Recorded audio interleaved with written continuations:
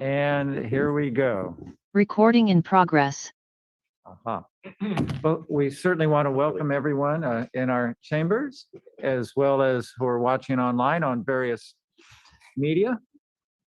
And before we start our meeting, I'm going to, as always, ask our very articulate city clerk, Clementine, to explain how people can participate in this meeting. Thank you. Yes, good afternoon. The City of Monterey is committed to the safe attendance of its public meetings. Masks are required for all who attend in person, regardless of vaccination status, except those who are younger than 2 years old or have a medical condition that prevents wearing a mask. We ask that attendees in the council chamber keep their phones and devices muted to prevent audio interference and feedback with the meeting. And we continue to offer virtual methods for public participation in meetings. If you aren't joining us in person in the chamber, there are 2 ways to virtually participate. You may join the meeting directly on Zoom Gov using the Zoom app on your computer or mobile device, and you can also call into the Zoom meeting. To join the meeting on Zoom on your computer, smartphone, or telephone, use the link or phone number on the agenda at isearchmonterey.org. Since this meeting has started, you'll find the agenda under the Recent tab. To call in by telephone, dial toll-free 833-568-8864 and enter meeting ID 160-772-9333 pound. And if prompted to enter a participant ID, press pound. Detailed instructions on using Zoom are available at monterey.org/public-meetings. To make a public comment using the Zoom app, you can virtually raise your hand by pressing the raise hand button at the bottom of your screen. If you dialed in by phone, raise your hand by dialing *9 and then unmute yourself when called upon by dialing *6. You must do both. Public commenters will be muted until it is their turn to speak. I will call on each public speaker in the order of their hands raised. Please stay within the time limit that will be established for today's meeting, which we will show using a countdown timer on the screen. If you are connected live on Zoom, the timer is accurate with no delay. Today's meeting is also streamed live on the city's YouTube account at youtube.com/City of Monterey with approximately 10 seconds delay, and on Comcast channel 25 up to 90 seconds delay. As always, we look forward to receiving your public comments. Okay, very good. And we thank you for that oral presentation and would remind folks that you'll have prompts, I believe, Nat, on the screen that people can use. And also anytime that you go to the agenda, all of the instructions are there on the agenda. And so we hope all of our friends in the public are able to join us. So I'll call the meeting to order. It's a real pleasure for me to be your mayor. And with us today in our council chambers is Dan Albert, Ed Smith, and Tyler Williamson, your caring council members, along with Alan Hoffa, who's joining us by Zoom. So that's your team, along with our incredible staff. So I would invite you right now to join us for the Pledge of Allegiance. I pledge allegiance to the flag of the United States of America and to the republic for which it stands, one nation, under God, indivisible, with liberty and justice for all.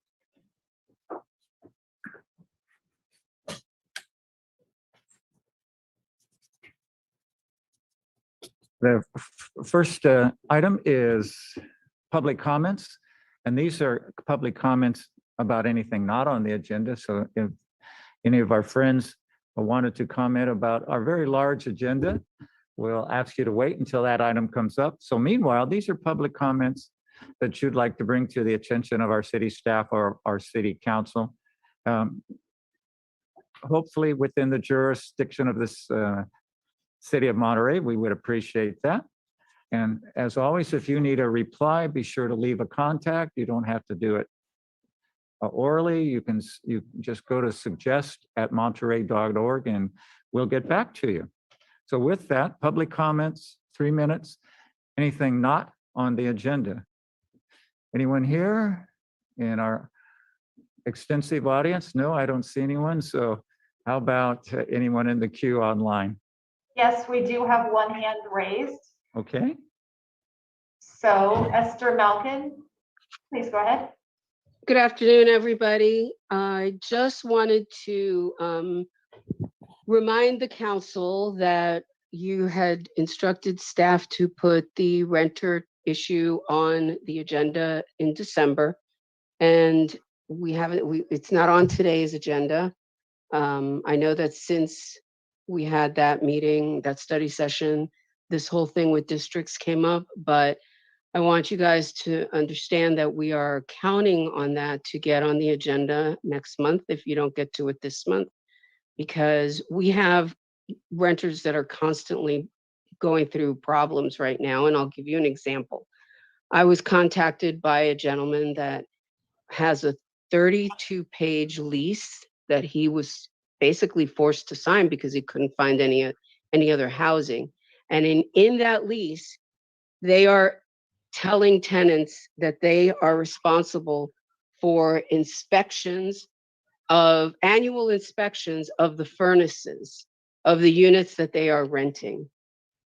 That's just one example of a number of other things that we are hearing that property management companies are telling tenants that they are going to be responsible for, including replacement of air conditioning or furnace filters and all kinds of repairs that when they move out that have never been the tenant's responsibility.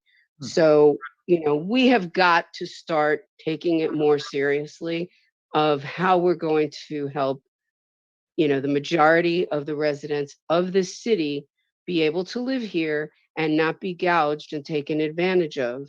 Because as you all know, we need the workers to function as a city and as businesses in this city. And not every job is going to be able to get automated out. And this is a problem that won't go away. And we are counting on our elected officials to create policy that will help all of us, including the majority of the residents in the city, which all are voters. So just a reminder that we do need to revisit the conversation, and the rental registry is just the beginning of other items that we should be discussing on how to help renters stay here in the city. Thank you. Thank you. And there are no further hands raised, Mayor. All right, thanks so much. And thank you, Esther. We appreciate your input. And we had a very good meeting last night with the JPA with Laguna Grande. And Esther was very helpful with that meeting as well. So we thank you for that. Consent items. Did anyone in the public want to pull anything from the consent that we know of, or we given them the opportunity to do it now? Meanwhile, any council questions, or did you want to pull anything? I have some questions on number 8. All right, we have questions on 8, and then Could we pull 10, please? we're going to pull 10, Just comment on 7. comment on 7. All right, so let's see, number 10 that we're pulling. Nothing from the public, Mr. Mayor. Okay. In that case, let's go with number 7, and Councilmember Ed, you had a comment, question about that one? Yeah, just thank you very much for the staff report. Very thorough and explains it. And I just wanted to echo that this theory of collecting data from public safety, police specifically, the NIBRS, the National Incident-Based Reporting System, has been talked about for probably 10 or 12 years, and delayed technology, and it's finally come to the point where it's time to act. And also with the police department's new records management system that's coming on board, it makes a perfect sense. So I just wanted to echo that it's a complicated world in records retrieval and records data information, and the common uniform crime reporting is changing over to new systems. So robust gathering and data in the policing.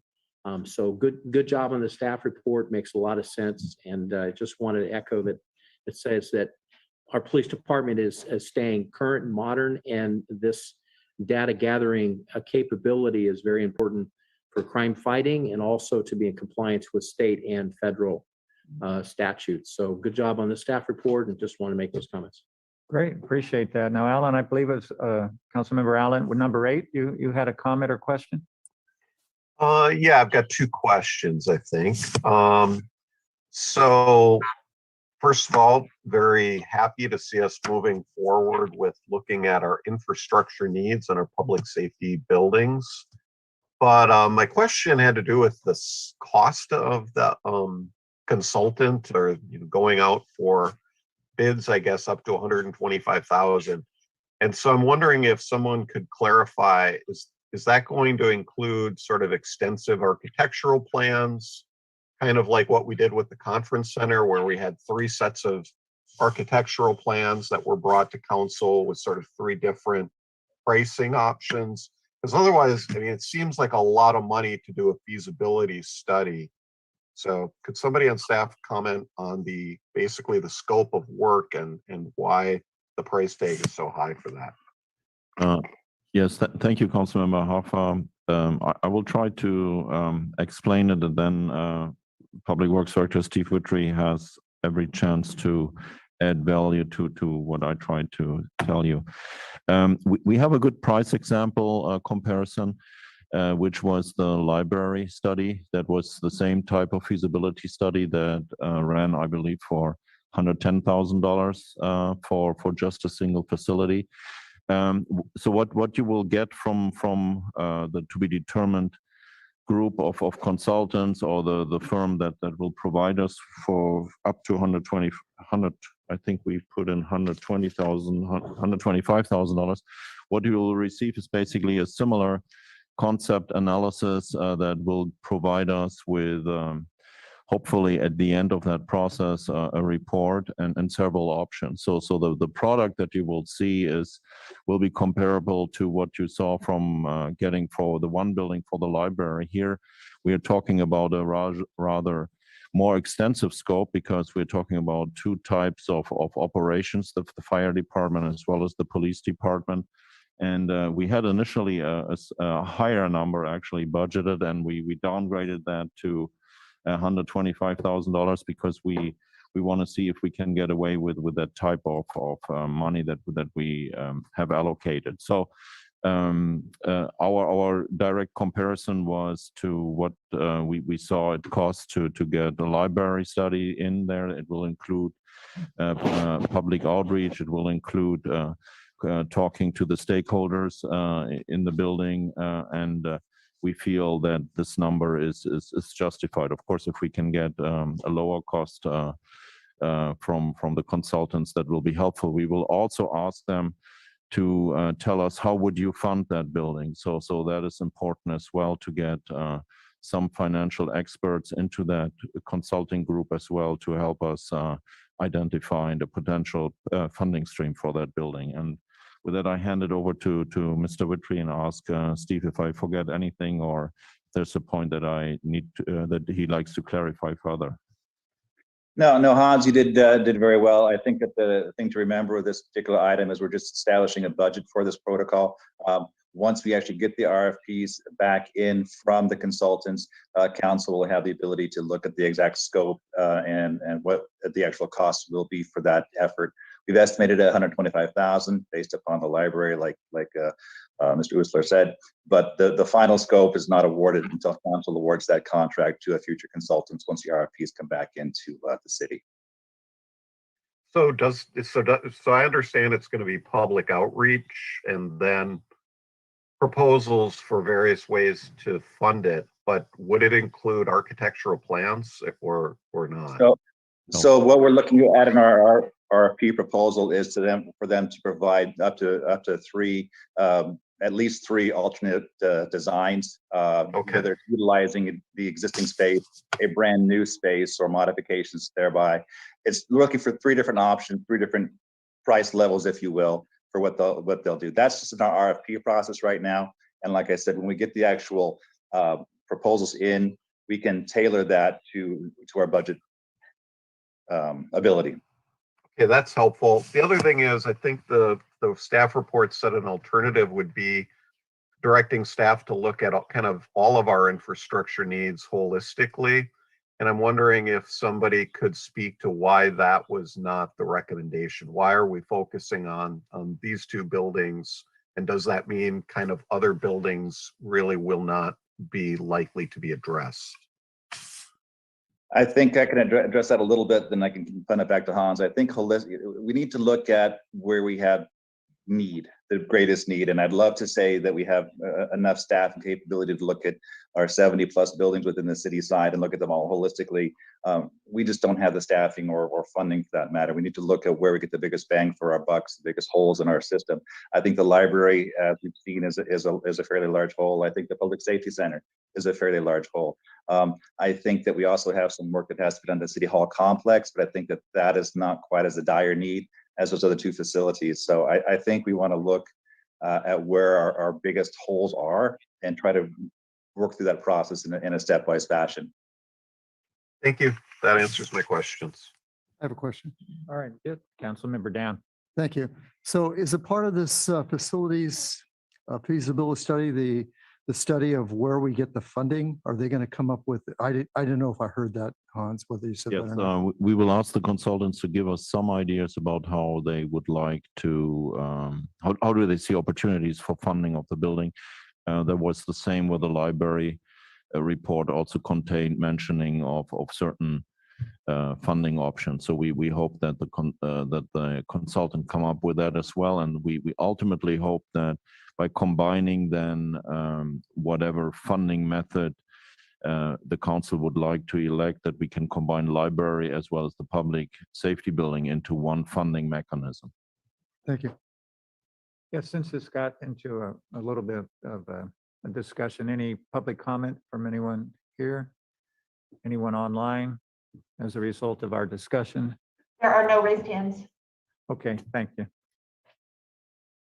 So then I think, and Councilmember Tyler, you wanted to pull item 10, correct? That's correct. So So all of the questions are taken care of. So let me make a motion to approve the consent minus item 10. I'll Second.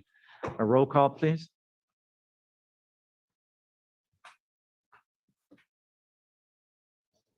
Councilmember Hoppa, Yes. Councilmember Williamson, Yes. Councilmember Albert, Yes, Councilmember Smith, Yes. and Mayor Roberson. Yes, that carries.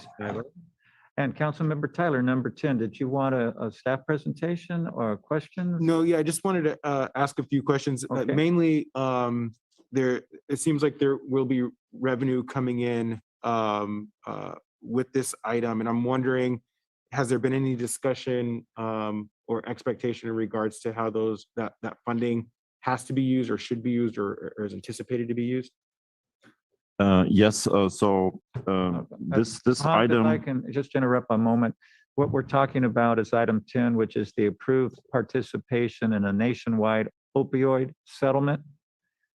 And so this is the Yeah. pharmaceutical, what was the pharmaceutical company? Johnson & Johnson. Okay, and I know the other big one that was pushed, McKeeson, right, Cardinal, yes, quite a few, Amerisource, right. And and so, Janssen. thank you. So for the public who are listening, that's what we're talking about right now. We expect some money and you're asking, how's it going to be spent? Okay, thank you.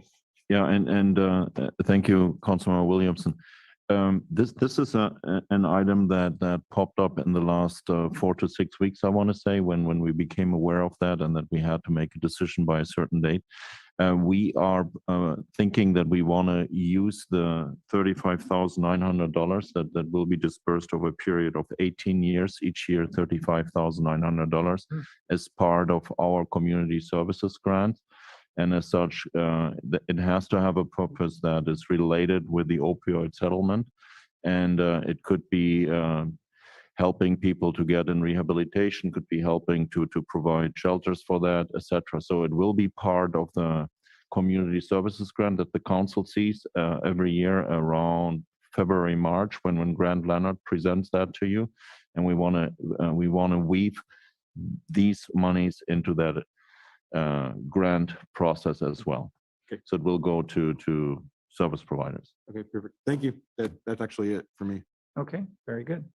So we have a motion to approve 10. move approve. Second. All right, and roll call. Councilmember Smith, Public Yeah. comment. Sorry, was there any public comment on item 10 since we did pull it? My bad. Thank you. none on Zoom. Is there anybody in the chamber? All right, good. Thank you. Now we'll do roll call. Thanks for the reminder, everybody. Councilmember Smith, Yes. Councilmember Williamson, Yes. Councilmember Albert, Yes, Councilmember Hoffa, Yes, and Mayor Robertson. Yeah, carries 5-0. So we're going to, actually, we're going to adjourn our meeting. And don't anybody go anywhere because we're going to adjourn to the Ocean View Community Services District. I think we do this quarterly and we get an update report. And so it looks like our very astute city attorney, Chrissy Davy, is going to update us on that. Right, there is no additional report than what's submitted in the agenda packet. If anyone would like additional information, I'm happy to help with that. Any questions? Comments, public comment? None. None? Okay. So I don't think there's any action that's necessary. We'll just note that we received the report and it's the continuing story. So we'll turn back to the council meeting and do our first public appearance item. And that is to look at the Parks and Rec master fee schedule for a potential increase of 5%, and that 5% to go to facility maintenance and improvement. And this is a topic that I think our council, well, literally has been talking about for decades. And it is something that we know that this council realizes we can't be kicking the can down the road. The previous item of doing an assessment of our public safety buildings it's an important step. And this one has been presented to us. It has been approved by the Parks and Recreation Commission with the idea, and I think the public totally understands, the 5% will go to a special fund for maintenance renewal of our recreation facilities, which are extraordinarily popular. And so that's the idea. We're not just raising 5% out of the blue. It has a specific purpose. And I have found personally, as well as talking to members of the public and citizens, that when they know it's a fee, that it goes to a specific use, there's a lot of acceptance because people realize you have to maintain what you have. And so that's the important thing. So with that, I'll once again turn it over to our approachable city manager, Hans Uslar, who's been answering our questions so far. And Hans, you're going to introduce our very bright Parks and Recreation Director, I believe. Yes, absolutely. Happy to do that. Mr. Mayor, City Council, this item was in front of the Parks and Recreation Commission and has been forwarded to the City Council for consideration. Our Parks and Recreation Director, Karen Larson, will provide you with all the necessary information to hopefully vote on this item. Thank you, Hans. And hello, and here we go. Didn't we just meet recently? Yes, you were at the JPA meeting along with Kim, and thank you for being there, and Nat and everybody. Really good meeting. I'll share with you a little later how it went if we have time this evening. Go ahead. Great, thank you. Good evening, Mayor, City Council, city staff, and members of the public. This evening, I'd like to describe the proposed fee adjustment to the master fee schedule, as well as establishing a facility maintenance and improvement fund.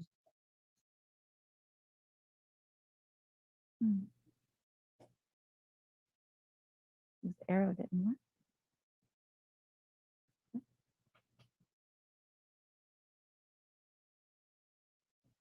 Thank you for your patience. As you know, the City of Monterey supports a robust parks and recreation system to make Monterey a better place to live, work, and visit. Residents and visitors of all ages and abilities are encouraged to enjoy a wide variety of high-quality park and recreation facilities, programs, services, and opportunities provided by the City of Monterey. Tonight, we would like you to consider establishing a Parks and Recreation Facility Maintenance and Improvement Fund consisting of 5% of user fees that will provide a level of funding for much-needed facility improvements and repairs.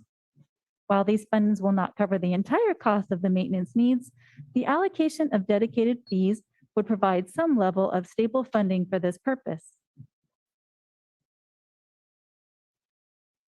General fund revenue funding for Parks and Recreation facility maintenance has not kept up with the city's aging infrastructure. Our department is not alone. The average age of city facilities is 55 years old, and the cost to existing facilities and assets exceeds $100 million. The city's infrastructure, including community centers, parks, and the Monterey Sports Center, continues to age with limited funding for facility maintenance, renewal, and retrofitting. Dedicated funding for parks and recreation facility maintenance is needed to supplement the general fund and traditional fee revenue. The annual maintenance expenses for the city's community centers, sports facilities, special programs, and campgrounds, as well as the Monterey Sports Center, total approximately $936,000 per year. Utility costs for the Parks and Recreation Department total about $900,000 per year. That's $47,000 for the community centers, $368,000 for the sports center, and $484,000 for parks. In addition to these costs, the city pays $545,000 per year in debt service until May 2032 for the Monterey Sports Center. Combined maintenance expenses, debt service repayment, and utility costs for the department total $2.38 million annually. These estimated totals do not include major renovations, equipment outlay, or capital improvement costs. For example, the pool slide at the Monterey Sports Center, artificial turf replacement at Solicitor Ballpark, and ongoing park and playground equipment replacements are not accounted for in the basic maintenance expense category. It's essential that we plan for facility repairs and maintenance, such as a redesign and remodel for El Estero and Hilltop Park Centers, and updates and renovations at Jack's and Solicitor Ballparks. It may be hard to believe, but in June, the Monterey Sports Center will be 30 years old. Wow. In 2019, an evaluation of major maintenance and improvement costs for the Monterey Sports Center neared $5 million. The Sports Center needs the pools replastered, the coping replaced, deck repairs, exterior paint, gym floor resurfacing, and much more. When the Parks and Recreation Department is able to return to pre-pandemic program offerings and revenue, based on an average fiscal years between 2016 and 2019, annual revenue predictions would total approximately $1 million for the Recreation Division and $4.5 million for the Sports Center, for a total of $5.5 million. A commitment of 5% of these revenues would generate approximately $277,000 for facility maintenance and improvement. Currently, due to a reduction in programs, activities, services, and staffing levels, as well as other adjustments required by the pandemic, the revenue projections for the Parks and Recreation Department in general are lower than in years past. The annual revenue projections for fiscal 22 in the Recreation Division and the Monterey Sports Center are approximately $839,000 and $1.3 million respectively, for a total of $2.1 million. 5% of total revenue would be approximately $107,000 if the fees go into effect January 1, 2022. And this would lead to approximately $54,000 for the remainder of the fiscal year. If revenue reaches pre-pandemic levels in the coming years, $277,000 in estimated funding would cover about 11.6% of the $2.38 million in maintenance, debt service, and utility costs. The ability to provide services, as well as the success of programs and classes, depend on safe, welcoming, and well-maintained facilities that attract more participants and remain competitive. Staff recommends that the City Council commit 5% of Parks and Recreation fees for the purpose of Parks and Recreation. Whoops, I guess we didn't finish that slide. For the purpose of Parks and Recreation facility maintenance and improvement.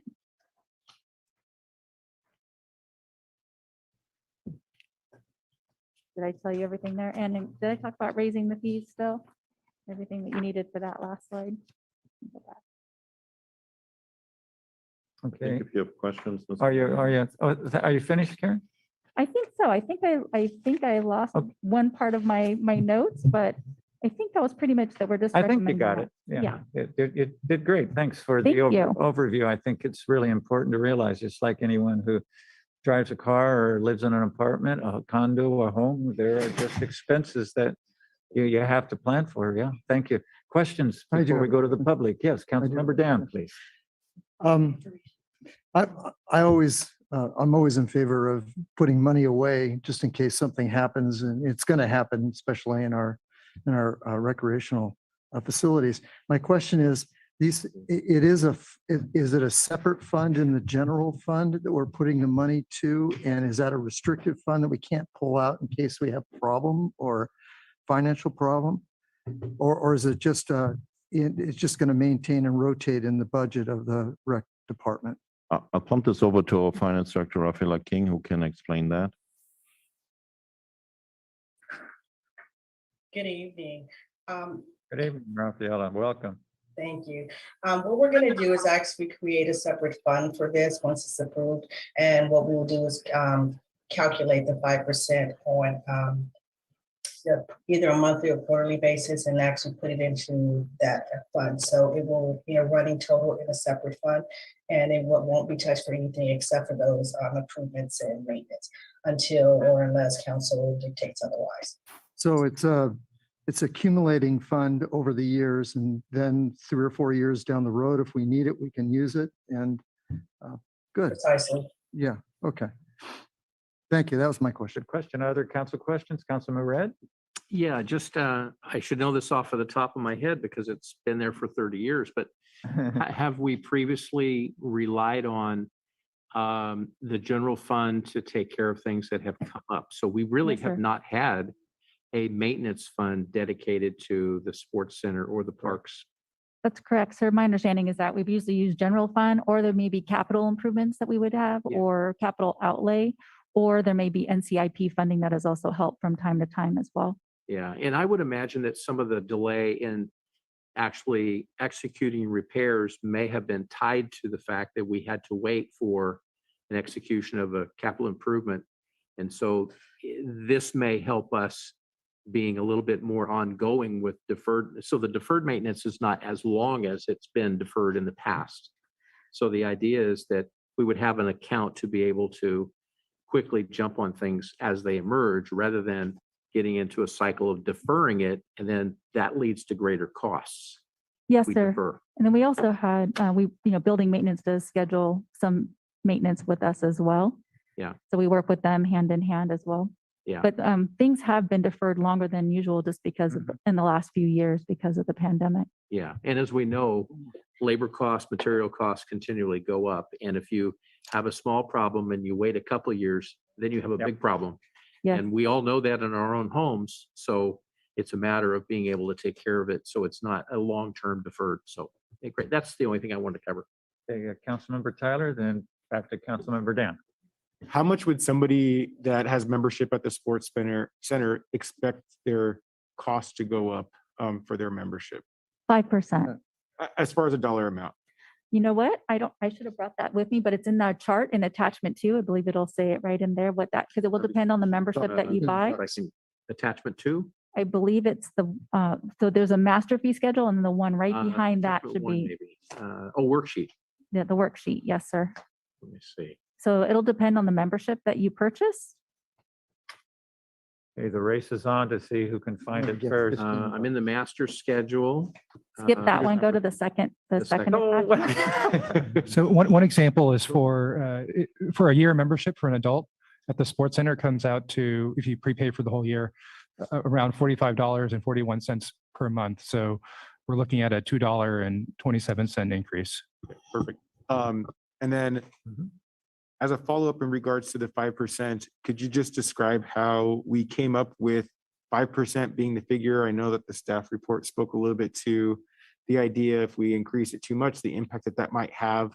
But I guess I'm just wondering with this question is how do we know that increasing it by an additional 0.5% wouldn't be that much more impactful? Sure. Because there's that huge gap still, right? And Right. We're only looking at what, 12%? Absolutely. I almost cried when I saw how little money it actually brings in by raising the price to 5%, how it doesn't really bring in as much as you would hope. But when you look at your prices, when you're trying to be competitive within the market, when I started to go up to like 6, 7, 8, or 10%, I started to get a little nervous about what the market would bear, considering that we may have to raise prices again, also just for the other operational needs, not just for this facility fee portion. So I had started at a lower amount, hoping that the cumulativeness of the process and the money accumulating would be enough. But when I saw how low it was, I was concerned. So I did the math all the way through, and 5% seemed like the best place to start. And of course, if the council advises otherwise, we can go back and crunch those numbers and let you know how that looks. So was there like a small market study done that looked at comparables? Right now, we compare ourselves as often as possible. Hans knows this about me. I'm always wanting to know what our competitors are doing so that we can remain competitive. So we're constantly watching what other facilities are charging for memberships, what other agencies are charging for swim lessons and that type of thing. Okay. Okay. We also have increases coming with minimum wage and things like that. So again, I think because of those other costs that will be going up, we may have to raise the other costs as well. So I thought the combination of the two could make it unbearable for the market, which then affects the revenue bottom line if you don't get the volume that you need. Sure. Understand. Thank you very much. Thank you. Questions, Councilmember Dan? Yeah, I just have a couple more questions. In the staff report, and I do remember this, that we approved a fee increase in 2019. What do you remember what the percent was? I don't remember that percent. You folks I remember? don't off the top of my head. It's mean, was it usually like 5, 2% or 10%? so. And I wonder, Shannon may be on the line. She may remember. She's much better about these things and can research super quickly. If she's online, she may know. Yeah, so I think in 2019, we raised everything by 10% because there had been no fee increase for, I believe, 5 years. So it worked out to 2% per year for 5 years for a total of 10%. So Thank you, this is Shannon. roughly a 15% over the last couple of years then. Correct. Mhm. Then the last thing is, I understand that when we start collecting money in this fund, I'm more concerned about the fund than anything else. What kind of projects would trigger us spending that money? Because I know that we have ongoing costs with maintenance, but what type of projects that you foresee we'd be spending that money on in 3 or 4 years? Sure. It really is going to depend. I know we'll have to sit down with finance and with the city manager's office, as probably as well as our public works team, to decipher that. As far as if we want to really identify what we would use that money for, because some money will come from capital improvement, hopefully, or NCIP and those types of things.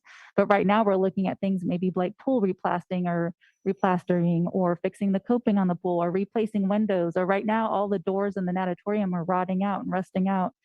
So maybe it would replace all the doors in the natatorium, things like that. Could this be an opportunity to do a matching fund with NIP funds if we wanted to do a district or citywide project for Parks and Rec?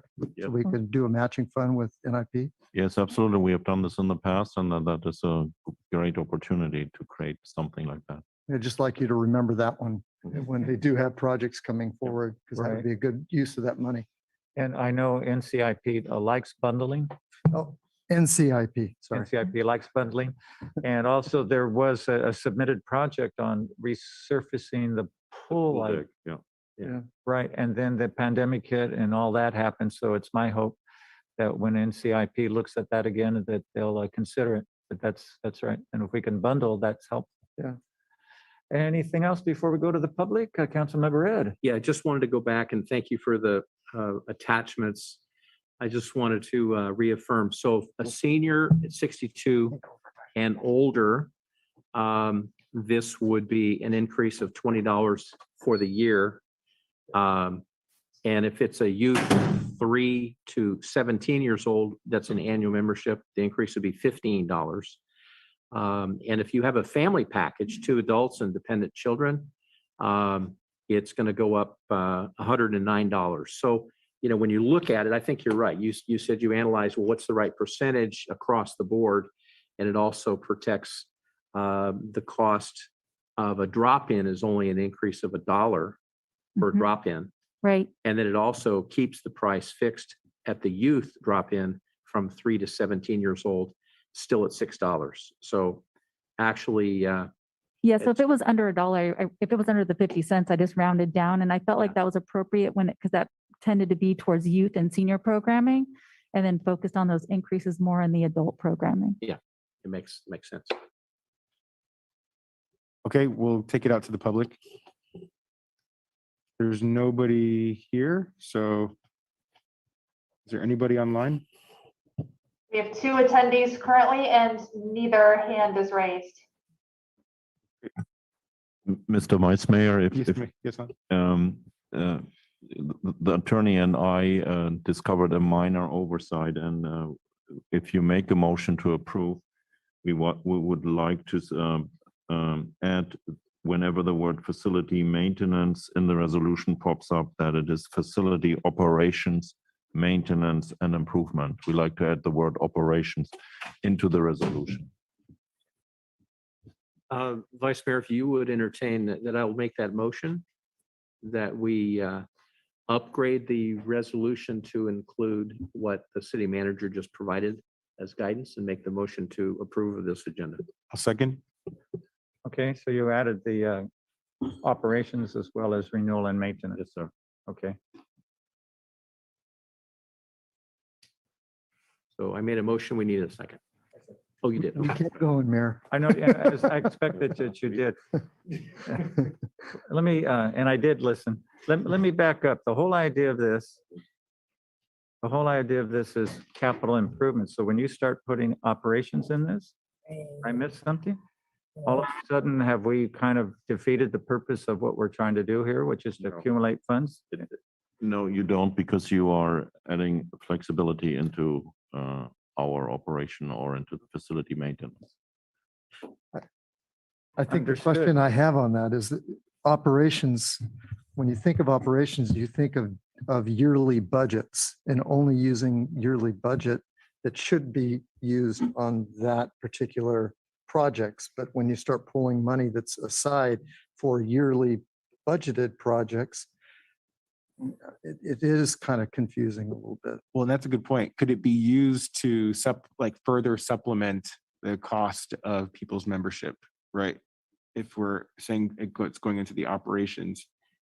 No, operation is not membership. I mean, that's not where it goes to. So if I could just jump in for a second, my concern was that in the agenda report and in the presentation, there's been a discussion about utility costs and how expensive utility costs are. And from my perspective, utility costs are not facility costs. They're not maintenance. They're operational. Utilities are operational costs. And so I didn't want the report. If this money is going to fund utilities, then we need to insert the word operations into the resolution. If you want to clarify that it will not pay for utilities, I think we should insert that as a whereas clause. Actually, I think it's a relevant point you raised, Mayor. I'm not sure if it necessarily needs to go towards that, because we could also work on increasing the rates, the fees. Yeah, I couldn't agree for it to go to utilities because that's a yearly budgeted item that each year the recreation department submits and says, hey, our utilities at the sports center are going up and we need to have more dollars in that budget. And if that's true, then maybe we need to raise the rates again to run the facility. Right. So I think it should just Yeah. be special projects. The maintenance. Yeah. May I interject? Because I just want to make sure that I confirm with the city management what they expected, because my understanding was that it would be for the facility maintenance, not for debt repayment or utility costs. But if that's changed, that's at the No. pleasure of the council and the city management. But my understanding is that it is for facility maintenance and projects, not for debt repayment and utility costs. That was both basically to illustrate how expensive it is to run the facilities and why we would need that additional money for renovation and renewal and maintenance. I see. And I think we could have been more clear in the agenda report, because I know, here in the agenda report, it reads utility costs, while operational in nature total. And I think There was really just no need to reference utility costs if that's not what this is about. So I just didn't want the public to be misled, or if we had an intention of paying for utilities, we should clarify that. Either way is fine legally. It's the policy decision needs to be clear. I just think a collected dollars for, Mr. Mayor, may I ask a question? Well, Sorry. yeah, we can do that. Sure. Dan, will you finish? well, I'll get back after Alan. Okay, go ahead, Councilmember Allen, please. Yeah. So I just want to confirm, so it's not really a legal, is this really a legal requirement that we change the language? Or maybe if Chrissy could clarify the other option, because my preference would be this be for facilities only. I think we can leave then the resolution as is. And as long as this is reflected in the minutes, then that should be fine. And then this will not be paid towards any utility costs.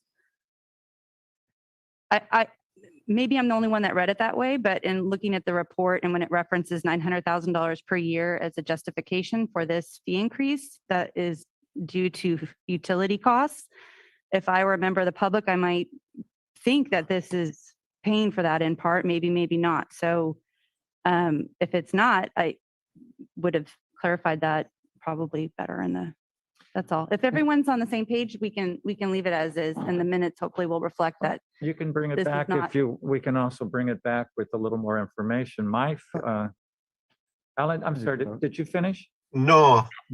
I was just saying, I probably wouldn't support this if it's open-ended like that, because operations, honestly, utilities is one thing, personnel is another. Operations is a pretty open-ended category. And I think for a long time, our council has really not, and our city has really not prioritized long-term planning and funding for infrastructure. And this is just one more example of that, that if you don't really have a dedicated funding stream for infrastructure and maintenance, it was the roads for a while, and finally, we passed the 2 measures to address that. But if you don't do that, it's just too easy to not do those things. And I wouldn't support this if it doesn't specify facilities as the unique focus of the funding.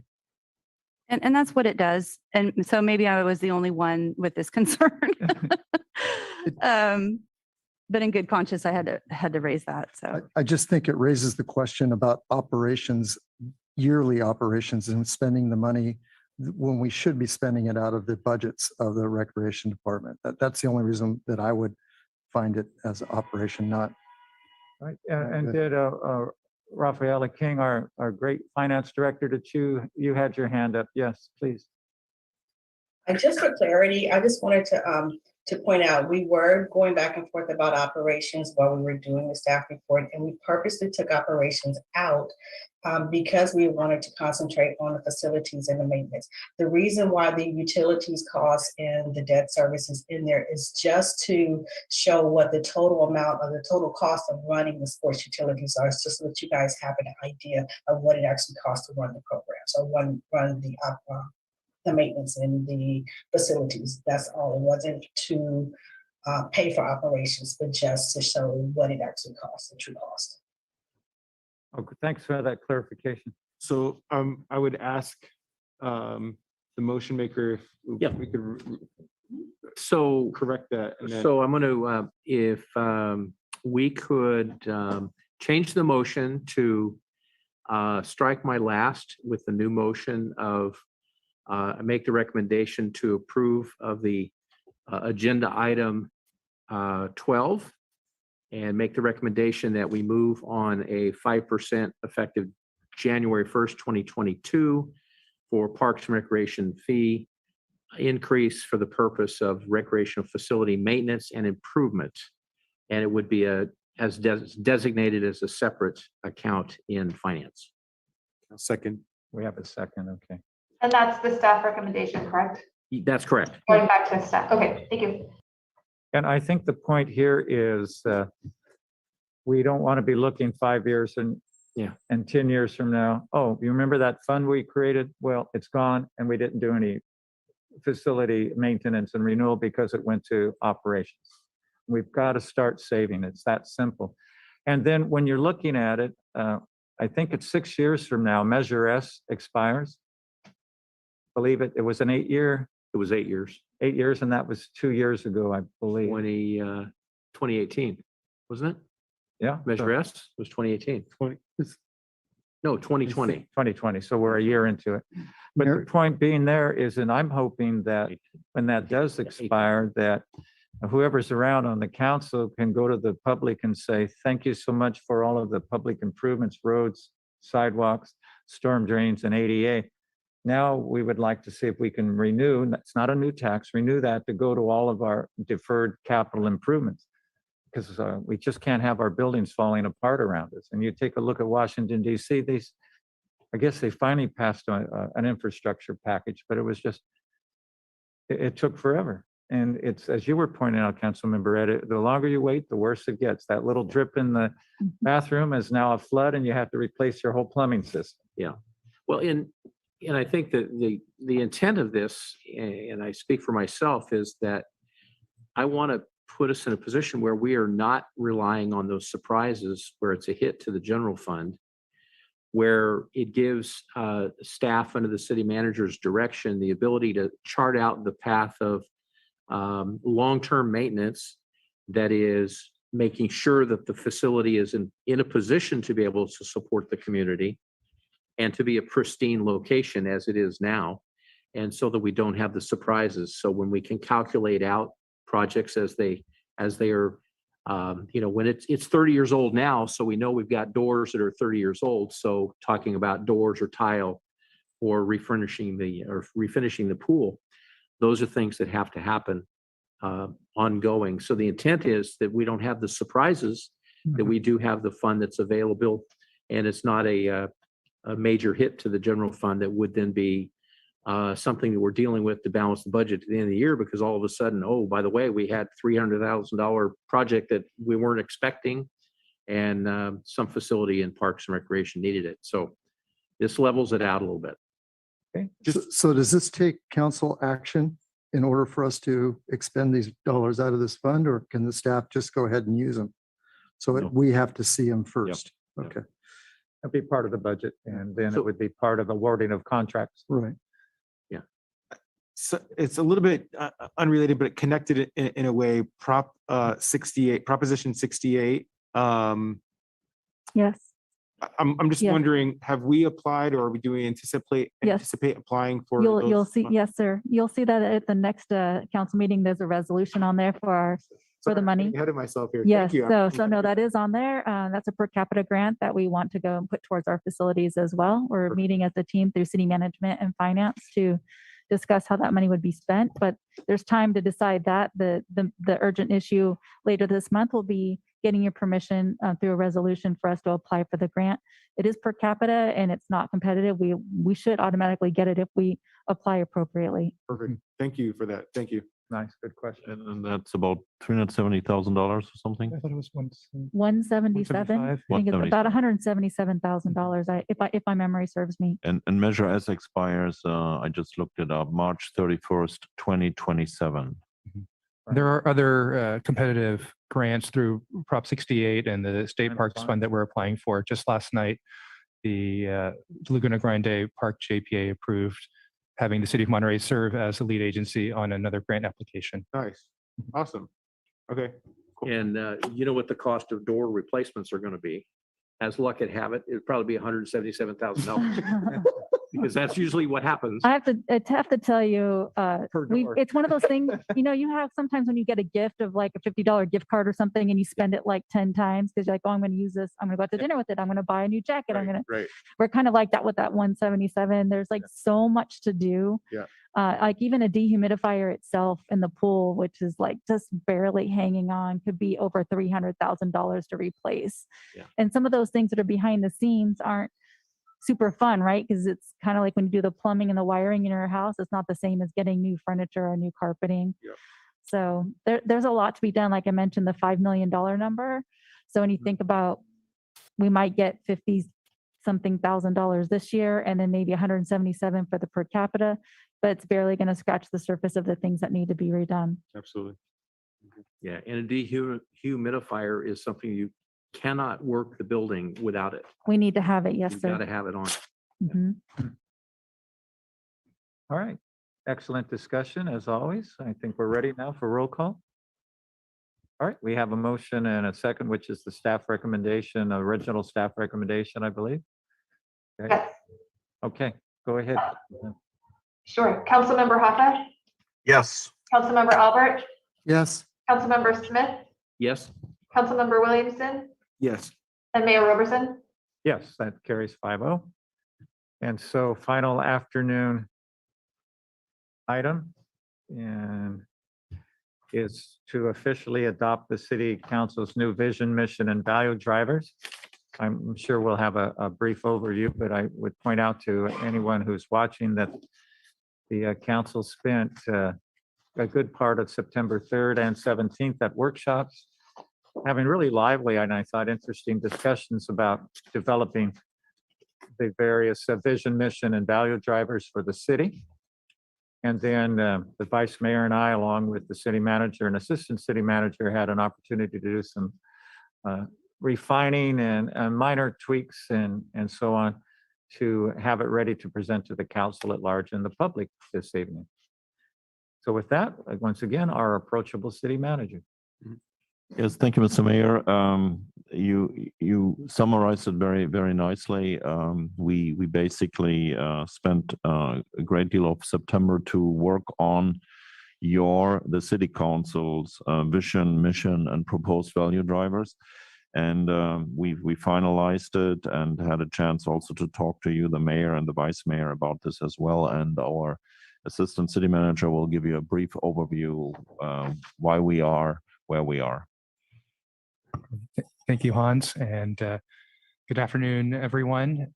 As we've discussed, the two half-day workshops did result in council drafting their vision and mission. And as Hans mentioned, as an emphasis here, this is the council's vision and mission, not the community's, but the council's as the policymakers for the community. And what we'll be sharing with you today are the updated value drivers that we will be asking you to adopt today.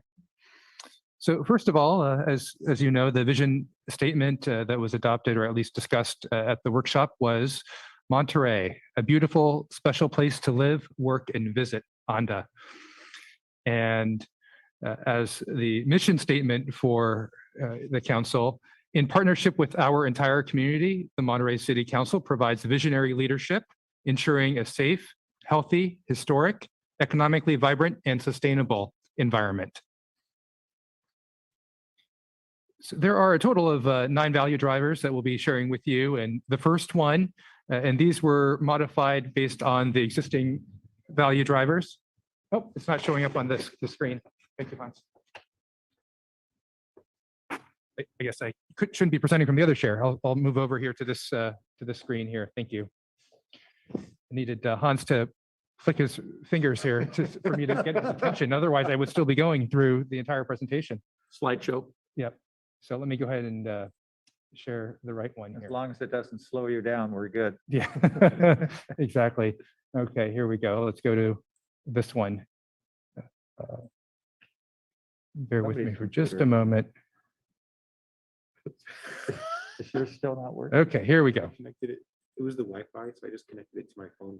Sorry, those of us on Zoom saw my presentation, but not I like it. The millennials. not those here in the chamber. So let's go back to the first value driver. This one is in collaboration with our community partners, work to improve the quality of life of all of our community members by fostering diversity, equity, and inclusion, championing equitable access to affordable housing, and maintaining a safe environment. And the description for this value driver is that the City Council is committed to ensuring Monterey retains its special character, which derives from its heritage, size, and location. The council is also committed to ensuring that Monterey is a safe, affordable, and inclusive place to live, work, and visit. Diversity, equity, and inclusion, affordable housing, public safety, and community collaboration are cornerstones contributing to Monterey's quality of life. So slight modification from the existing value drivers that were adopted a number of years ago. Value driver number 2 is focused on the natural environment. Protect and preserve our natural environment by addressing climate change through ecologically responsible and pragmatic solutions. The City Council recognizes the necessity of bold, pragmatic, and thoughtful solutions to protect our natural environment for future generations. Community decisions on transportation, land use, sea level rise, coastal protection, forestry, and city government operations can have a positive impact on our environment locally, regionally, and globally. The third value driver here is on fiscal stewardship and specifically serve as stewards of the city's financial resources through sound economic vitality efforts, streamlining operations, reasonable revenue enhancements, visionary long-term planning, fiscal transparency, and community partnerships. This one's got a detailed description that states, the City Council is committed to balancing economic activity by supporting Monterey's economic drivers, including but not limited to hospitality, academia, healthcare, retail, military, and fisheries. The Council also recognizes that continued prudent fiscal discipline helps ensure the high quality of life and services for residents. Strategies include appropriate service levels, optimizing city operations, driving innovation that leverages technology and business solutions, ensuring workforce compensation and benefit structures are both competitive and financially sustainable, ensuring appropriate municipal infrastructure needs are addressed, implementing appropriate revenue enhancement opportunities, providing reliable and timely fiscal reporting, and fostering community partnerships. The fourth value driver, provide sufficient resources and support to develop, retain, and recruit a high-quality workforce. The Council knows that the quality of city services correlates directly with the quality of city employees. For that reason, the Council is committed to supporting strategies to ensure Monterey can consistently attract, develop, and retain employees capable of delivering services consistent with their vision for the future of the city, including providing employees with the tools and resources they need to be successful in serving the public. Fifth value driver, champion regional and local efforts to secure adequate, affordable, and sustainable water sources for the city now and into the future. The Council recognizes that access to a dependable supply of fresh water is a significant gating factor that impacts the city's ability to provide affordable housing and promote economic vitality consistent with the goals described in the city's general plan. Value driver number 6, support efforts and policies that provide equitable access to affordable housing in Monterey and the region.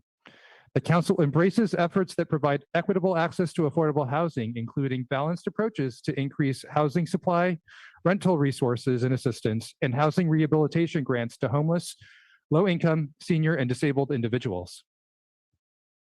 Value driver number 7, expand opportunities for people of all ages and abilities to bike and walk safely through active transportation, accessibility, and safety initiatives. The Council is committed to developing policies and supporting plans that create an environment where people, bicycles, buses, trolleys, and motor vehicles can move through the community safely and efficiently. The City Council also prioritizes pedestrian and bicyclist safety and mobility over driver convenience, and continues to value Vision Zero strategies of education, equity, engineering, evaluation, and enforcement. This one comes to us from our traffic engineering division that makes it very clear that the grants at the state level are more likely should Council adopt this specific value driver. Number 8 is to preserve, promote, and maintain our city's historic and cultural resources through responsible stewardship and historic preservation that highlights the contributions and perspectives of all people who are part of Monterey's diverse history. The City Council is committed to support policies and plans that ensure the protection, appropriate development, and use of the city's historic and cultural assets. The City Council also recognizes the importance of sharing the city's diverse history through the lens of the Native Americans, Latinx, Euro-Americans, African Americans, and Asian American/Pacific Islander communities who have contributed to the Monterey community. And value driver number 9 is to foster a local government that is transparent and collaborative and solicits, welcomes, and appreciates input from all. The City Council is committed to transparency, collaboration, and engagement of all of our residents, neighborhoods, businesses, and community partners through robust channels of communication, including in-person, technology-based, and media outreach efforts. The City Council is committed to providing core services to the community and partnering with the business, nonprofit, and government partners where appropriate. So those are the 9 value drivers, many similar themes to what was adopted before, but as many of you can see, incorporates a lot of the elements that we've discussed over the last couple of years at a policy level that include affordable housing, water policy, diversity, equity, inclusion, and other topics. So the next step is that staff in the first quarter of 2022 is going to prepare and present to you an update of the city's strategic initiatives that are linked with the newly adopted vision, mission, and value drivers. This is a cascading process that has the vision at the top, followed by the mission, and then the value drivers. Our strategic initiatives and the city staff work plan fall under that, and we hope to link them to the value drivers should they be adopted tonight. Again, the recommendation from staff tonight is for the city council to adopt your vision, mission, and value drivers. And we look forward to any feedback or comments that you have for us this afternoon. Okay, well, thank you for that overview, and I enjoyed hearing those again. Nicely said. So nothing new to the council since we have done a lot of work on this. Anything before we go public? I just have one question because I can't remember when we have these discussions, whether these driver values are listed as a priority or they're all equally important to the city of Monterey. I want the public to know that. Am I correct with that? They were all equally important. Okay, so it wasn't 1 through 9, one the top, the most important to the 9 that, okay. That's a great clarification. Thanks for that. So hear from the public first. All right, let's go public. And anyone here in person want to comment on our mission statement, vision statement, and value drivers? Did you want Nat to read them again? Available at monterey.org. Yeah. Please don't. Yeah. Okay, and how about anyone who's watching? Do we have any online participants? Yes, we do. Let's hear from Esther Malkin. Okay, welcome, Esther. No, I wish I had known to count how many times the word housing and affordable housing is mentioned in those 9 value drivers. And obviously, it's something we keep saying is really important to us as a city. But when we have so much pushback from most of the council members that are currently elected to council, anytime that a rent control or renter protections come up, that's really kind of contradictory to saying that that we care about affordable housing so much, unless all you're talking about is new development, which until you can produce new development quicker than we have been, if you don't talk about the renters issues simultaneously, you can never reach those or live up to those points that are being made tonight. Because the way that we've been operating has gotten us to such a critical point. And again, people use this term affordable housing, which is an all-encompassing, term, but there's 2 very different branches of affordable housing. One is the one that everybody tends to talk about most when it's in city government, because everybody wants to build more. There are a lot of entities that gain by building: developers, property management companies, investment companies. That's all, when people talk about affordable housing, that's where most of the conversations go. And everybody agrees that that's needed. But when the conversation goes to the other branch, that is, what are we going to do until we can build all of that housing to retain the employees and the workers of the city? Nobody wants to step up and do what they have to. And a perfect example of that is how the conversation that went last time that topic was in the study session. So it all sounds really good. And, I love this city and I do my part to make it, a good place to live in for everybody who is here. But by just talking about affordable housing without specifically addressing the renter problem that falls under affordable housing, pretty much is disingenuous. And, we have to do better. So just needed to make that point, because I would suggest all of you take the time to see how many times affordable housing is mentioned in those 9 points. Thank you. Thank you.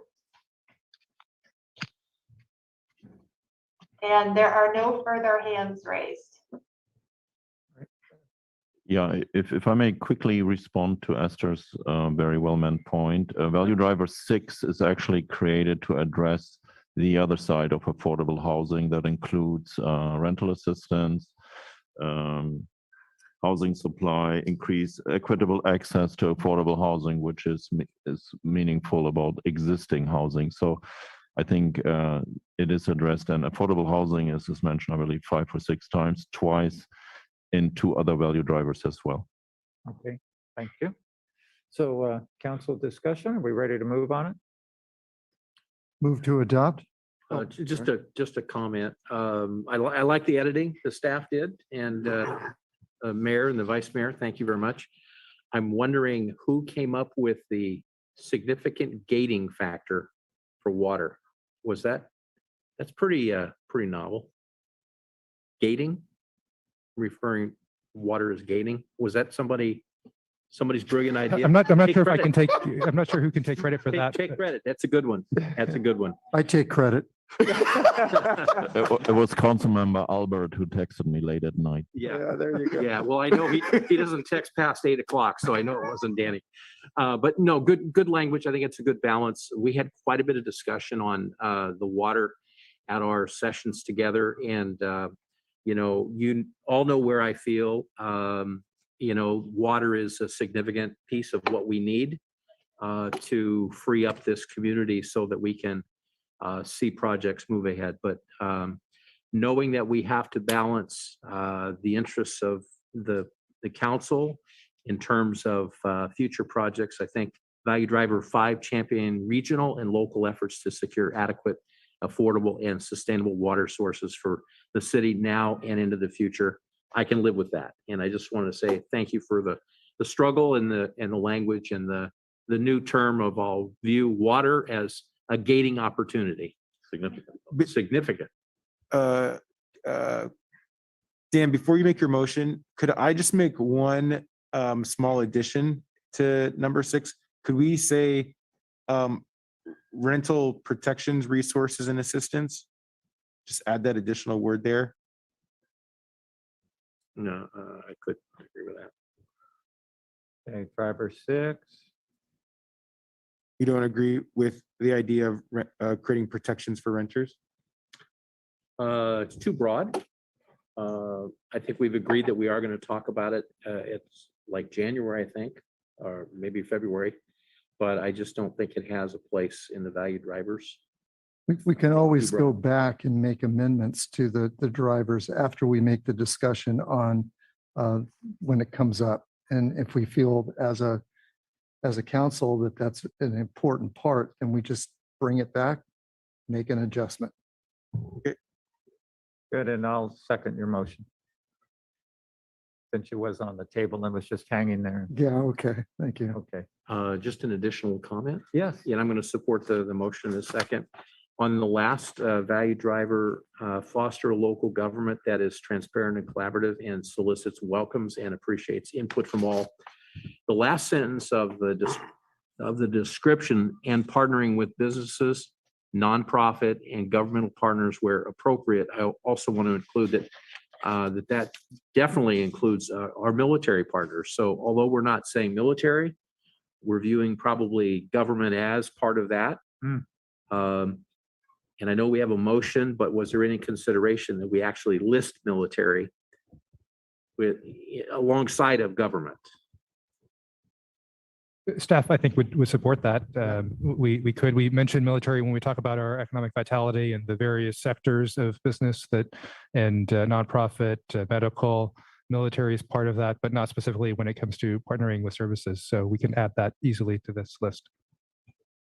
So I would, if the motion maker would, a friendly amendment would be to say, it says nonprofit and military and government partners where appropriate. I just want to insert the military piece. Thumbs up. And the seconder agrees. All right, we ready? Let's go. Roll call, please. Councilmember Williamson, Yes. Councilmember Hoppeck, Yes. Councilmember Smith, Yes.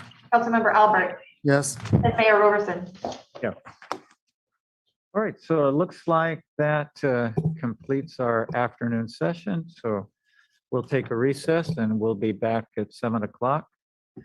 And we'll see, we're really interested in finding out what the public's thinking about this very complicated process. So have a nice dinner and break. We'll see you all soon. Thanks so much.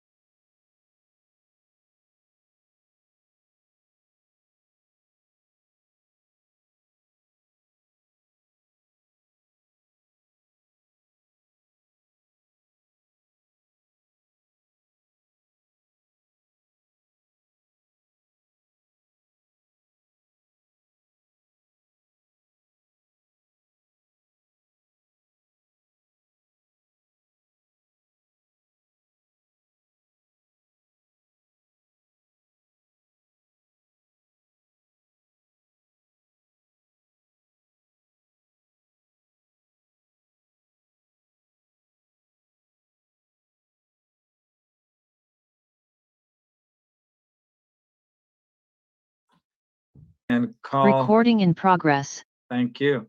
And then we'll reconvene our meeting.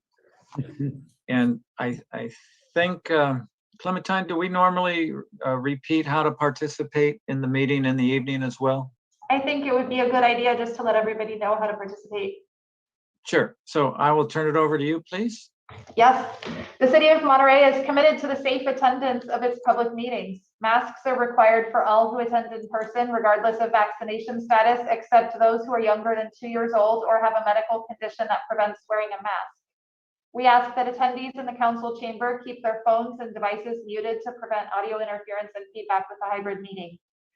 The city of Monterey seeks to continue to offer virtual methods for public participation in meetings. If you aren't joining us in person in the council chamber, there are 2 ways to virtually participate in the meeting. You may join directly on Zoom Gov using the Zoom app on your computer or mobile device, and you can also call into the Zoom meeting. To join the meeting on Zoom on your computer, smartphone, or telephone, use the link or phone number on the agenda at isearchmonterey.org. Since the meeting has started, you'll find the agenda under the Recent tab. To call in by telephone, dial toll-free 833-568-8864 and enter meeting ID 160-772-9333 #. And if prompted to enter a participant ID, press #. Detailed instructions on using Zoom are available at monterey.org/public meetings.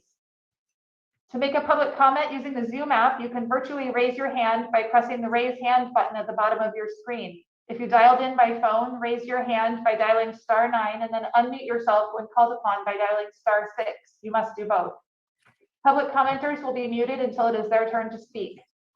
I will call on each public speaker in the order of their hands raised. Please stay within the time limit that will be established for today's meeting, which we will show using a countdown timer on the screen. If you're connected live on Zoom, the timer is accurate with no delay.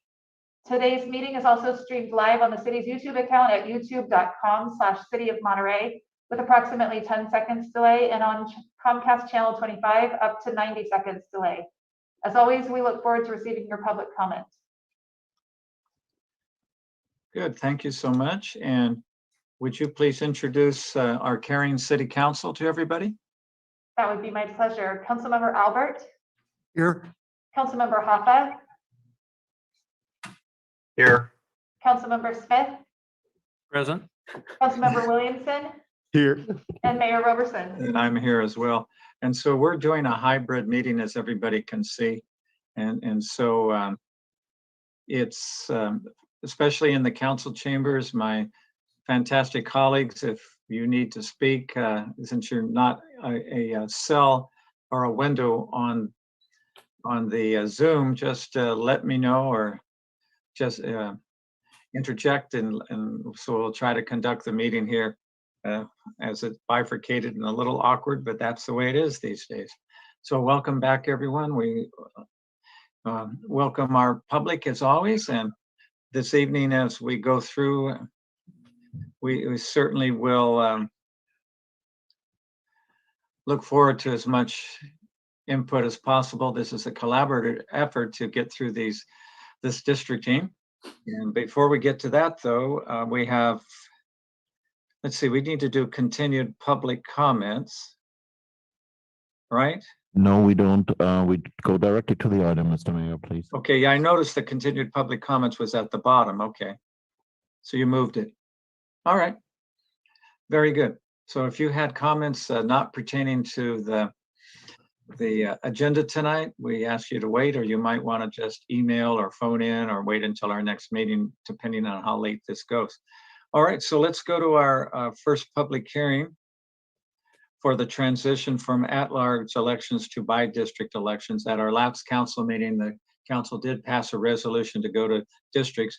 And I think in addition to getting public comment tonight, what we really need from the council, I believe, the major decision is how many districts will we establish, because everything, all the mapping that follows depends, of course, on the format. So unless I'm wrong on that, I think that's the most important direction that we can give tonight to our approachable city manager. So with that, I'll turn it over to Hans Uslar, our city manager, and he can give a brief introduction and outline what we're doing tonight. And Also, going forward, because we're not looking at maps tonight, haven't even started those because we have to figure out how many districts there are going to be and do you do the mayor at large. Then secondly, there are several steps involved here, a very tight public hearing process. So we'll turn it over to you, Mr. City Manager. Yeah, thank you, Mayor Clyde. There's a reason why we put continued public comments at the end of this agenda, because the California Voting Rights Act really is a very detailed, descriptive set of rules that requires us to start this item up at a scheduled time. And as the scheduled time it was shortly after 7 o'clock, we have to start with that. And that is tonight the first public hearing for the transition from at-large election to by-district elections. Staff has prepared a short presentation for you that also includes our recommendation. It will also clarify to you what we hope we can achieve tonight with the help of the council and the public. And with that, I introduce to you our Assistant City Manager, and he will be supported if necessary by our City Attorney. Great. Thank you, Hans. And as we've mentioned already today, this is the first of 5 public hearings as we implement and discuss the transition from at-large elections to by-district elections. And we have a few goals for today. First is to have the council affirm the number of council member districts that would be established. We'll revisit the criteria for creating districts. I know this is a little bit repetitive from the last meeting because we went through what does it mean to go to, what does districting mean and what are the criteria under the CVRA, but because this is the first public hearing, we have a necessity to go through this one more time and provide that overview. So bear with us as we repeat some information from our last meeting. We'll also highlight the public hearing timeline, outreach and engagement efforts, and then talk a little bit about next steps and answer any questions that you may have. I'm joined, and we are joined this evening by Liz Stitt, who you're familiar with, districting manager with Redistricting Partners, the consulting firm that's helping us through the mapping process. So first and foremost, and there's a detailed description of why, and we elaborate in the agenda report, but the number of council member districts, our staff recommendation is that council approve establishing 4 council member districts with a mayor elected at large. And the primary reason for this, and the single reason for this, is that it's consistent with our city charter. We have an option to convert to district-based elections without making a charter amendment. And that's because our charter currently designates the number of council members as being 4 with 4-year terms. And making any change in the number of elective officers or terms would require a charter amendment. And as many of you know, the charter amendment would require a vote of the people. And unfortunately, given the time frame, there is no time to do that. So what staff is recommending to you this evening is that the council designate and identify the 4, that we will move forward with 4 council member districts with the mayor at large. And in the future, should council or the community decide to that it would like to have more number of officers serving on the council, then charter amendment could be considered at that time. But that's after we go through this district process and adopt maps within the time frame that we've established. This is a little bit of a repeat again from the last meeting, traditional districting principles. So these are the 5 primary criteria that have been used nationally and that's upheld by courts here in California. The district should be relatively equal size. That's based on people, not citizens. They should be contiguous. They should be compact. They should maintain communities of interest and also follow city and county and local government lines. What do we mean by equal population? They're going to be using our consultants, they'll be using the US Census decennial file. So the latest 2020 census from April of 2020 will be part of the data that the consultants and the demographers will be using to create draft maps and then ultimately maps for the council's adoption. Equal population means that, again, it's people, not citizens, not voters, not other metrics. I know there have been some questions about the military population, they're transient and they're not citizens. They are part of the population of the city of Monterey per the U.S. Census Bureau. So those residents on the Naval Support Activity Monterey, those who reside on the Presidio of Monterey are voting and part of the Monterey's population. It also requires a deviation of no more than 10%. These lines and districts should be contiguous, and it should be thought of as literal and functional. So an area that is one whole piece is literally contiguous, and an area that represents how the population functions or how people are connected is functionally contiguous.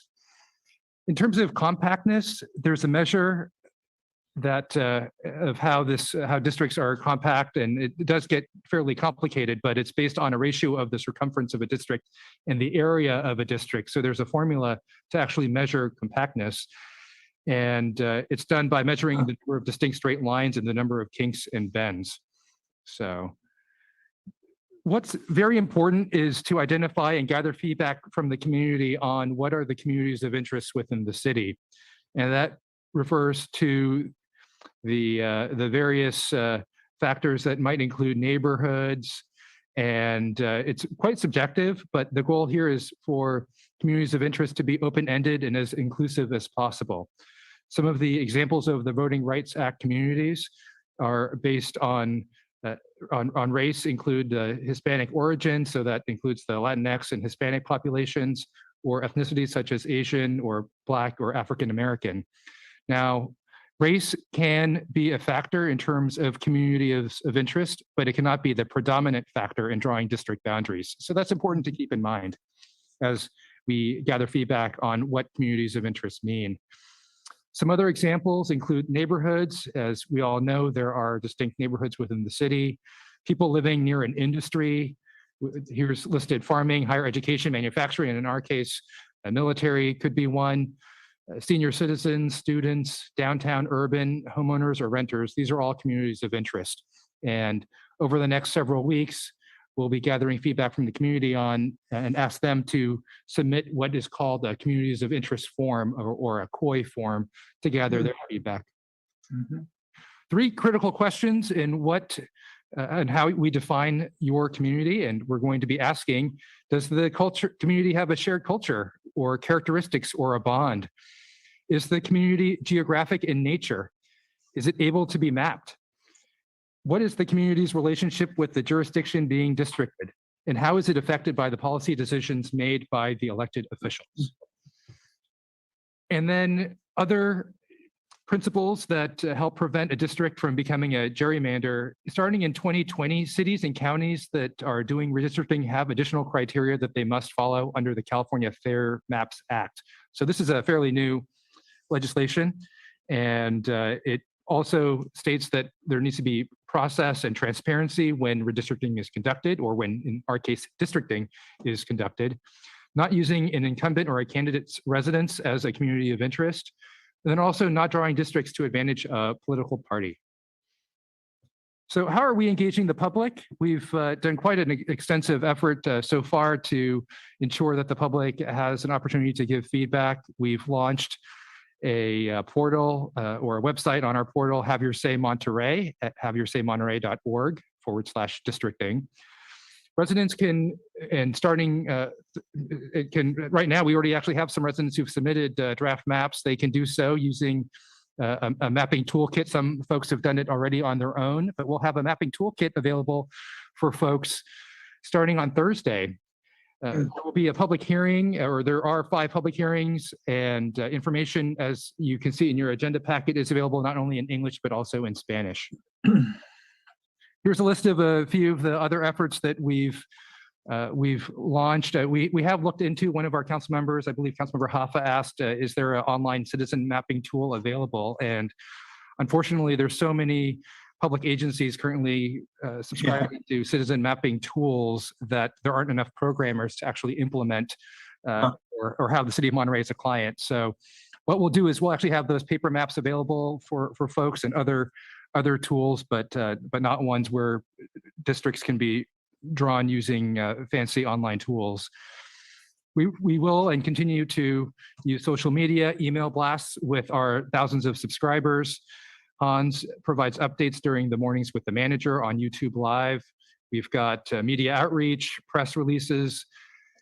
This week, all residents in the city of Monterey should receive a postcard mailer that we've mailed out to all households with the timeline and the schedule for our implementation of the districting process. So that information is available and also directs folks to our website.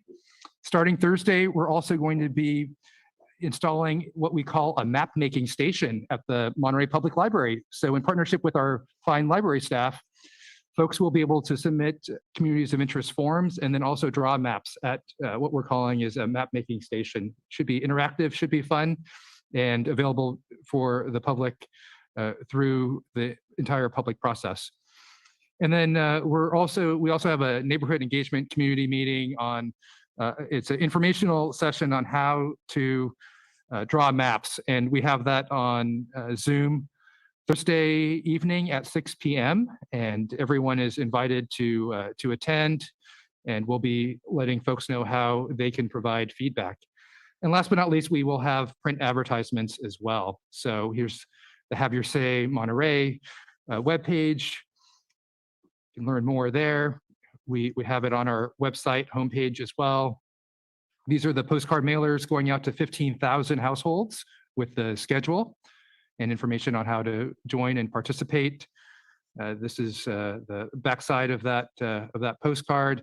And we also have print advertisements. If you opened up a copy of your Monterey County Weekly last week, or earlier this week, the Monterey Herald, just below the weather forecast, you'll see we actually have quarter page to half page ads in the Herald, the Weekly, and the Spanish language newspaper of record for the Monterey County, El Sol. So next steps. We are here, first public hearing. It's mainly informational, but of course, public feedback is always welcome. Again, we're asking council to determine the number of districts and introduce the public input process. Again, on December 9th, we'll have the community meeting on how to give feedback. The next council meeting, December 21st, will be the second public hearing, and that will be another pre-map hearing. So folks won't actually see maps from the city until after the second public hearing. That's required under California state law for us to hold 2 public hearings before maps are presented. At that point, we will be asking the public to provide input on boundaries and what communities of interest look like. Before December 28th, we'll release draft maps online, and we'll also post them at various community centers on Windows as well, so people can read them. And then on January 4th, there will be a third public hearing. At that point, council will be asked to review and provide feedback on draft maps. We'll continue to receive public comment on those draft maps. And then on January 18th, the 4th public hearing will take place. Whatever feedback is provided from council on January 4th and from the community will be then brought back to you with what we're calling final maps on January 18th to be considered. We'll also discuss an election sequence and then also introduce the ordinance for district elections. The final meeting is the 5th public hearing, and that's February 1st. So if there are any changes to the map from the January 18th meeting, those can be made, but no further changes can be made after February 1st, the 5th public hearing. And that will determine the final not only map, but also election sequence. And at that point, the second reading of the ordinance and the ordinance will be adopted at that time and go into effect 30 days later. So that's the next steps for you outlined in detail, and we're happy to answer any questions that council has. Well, Nat, I want to thank you very much for making a very complex process understandable. a very authentic report, and we have our work cut out for us, but I really want to compliment you and the entire staff for being able to bring all that together on such a short notice with a very complex state law. The communities of interest are going to be really fascinating to see how those fall out with respect to our military community and our 15 or 16 neighborhoods that we have as part of NCIP. So thank you so much, and you and everyone. Councilmember Allen. Yeah, thank you, Mr. Mayor. I guess I need a little bit of clarification because we did get an email that I thought brought up some very good points from a member of the public concerning districting and how we might address our military communities. So what I hear you saying, Nat, is that essentially it doesn't matter that you might have only 5% voting participation from that community, that we have to look at them as how many people live there, not how many people vote there. So I understand that, but are you also saying that they could not be included in a district contiguous to them, or that we have to include sort of one of our 4 districts is essentially going to be a military district? Because that's a little bit concerning if that's what you're saying. I just want to make sure I understand.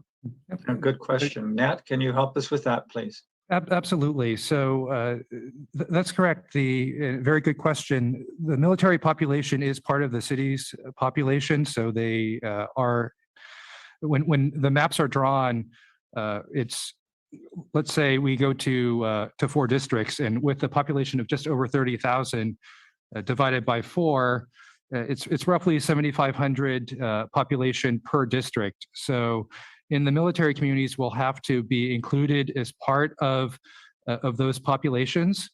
In other words, if you're looking at the Presidio of Monterey, for example, with roughly 3,500 residents residing in the Presidio of Monterey, that theoretically those neighborhoods or those census blocks in the Presidio of Monterey will need to be mapped and included with a neighborhood in Monterey somewhere that's contiguous or adjacent to the Presidio of Monterey, whether that's New Monterey, could be Old Town, could be Skyline Forest, could be Monterey Vista.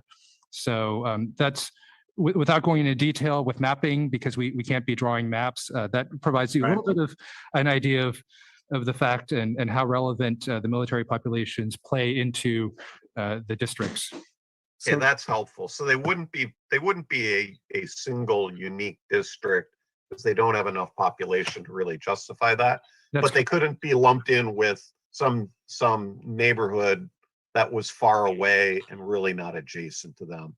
They should be part of a district that is adjacent, and it could be multiple districts that are adjacent, correct?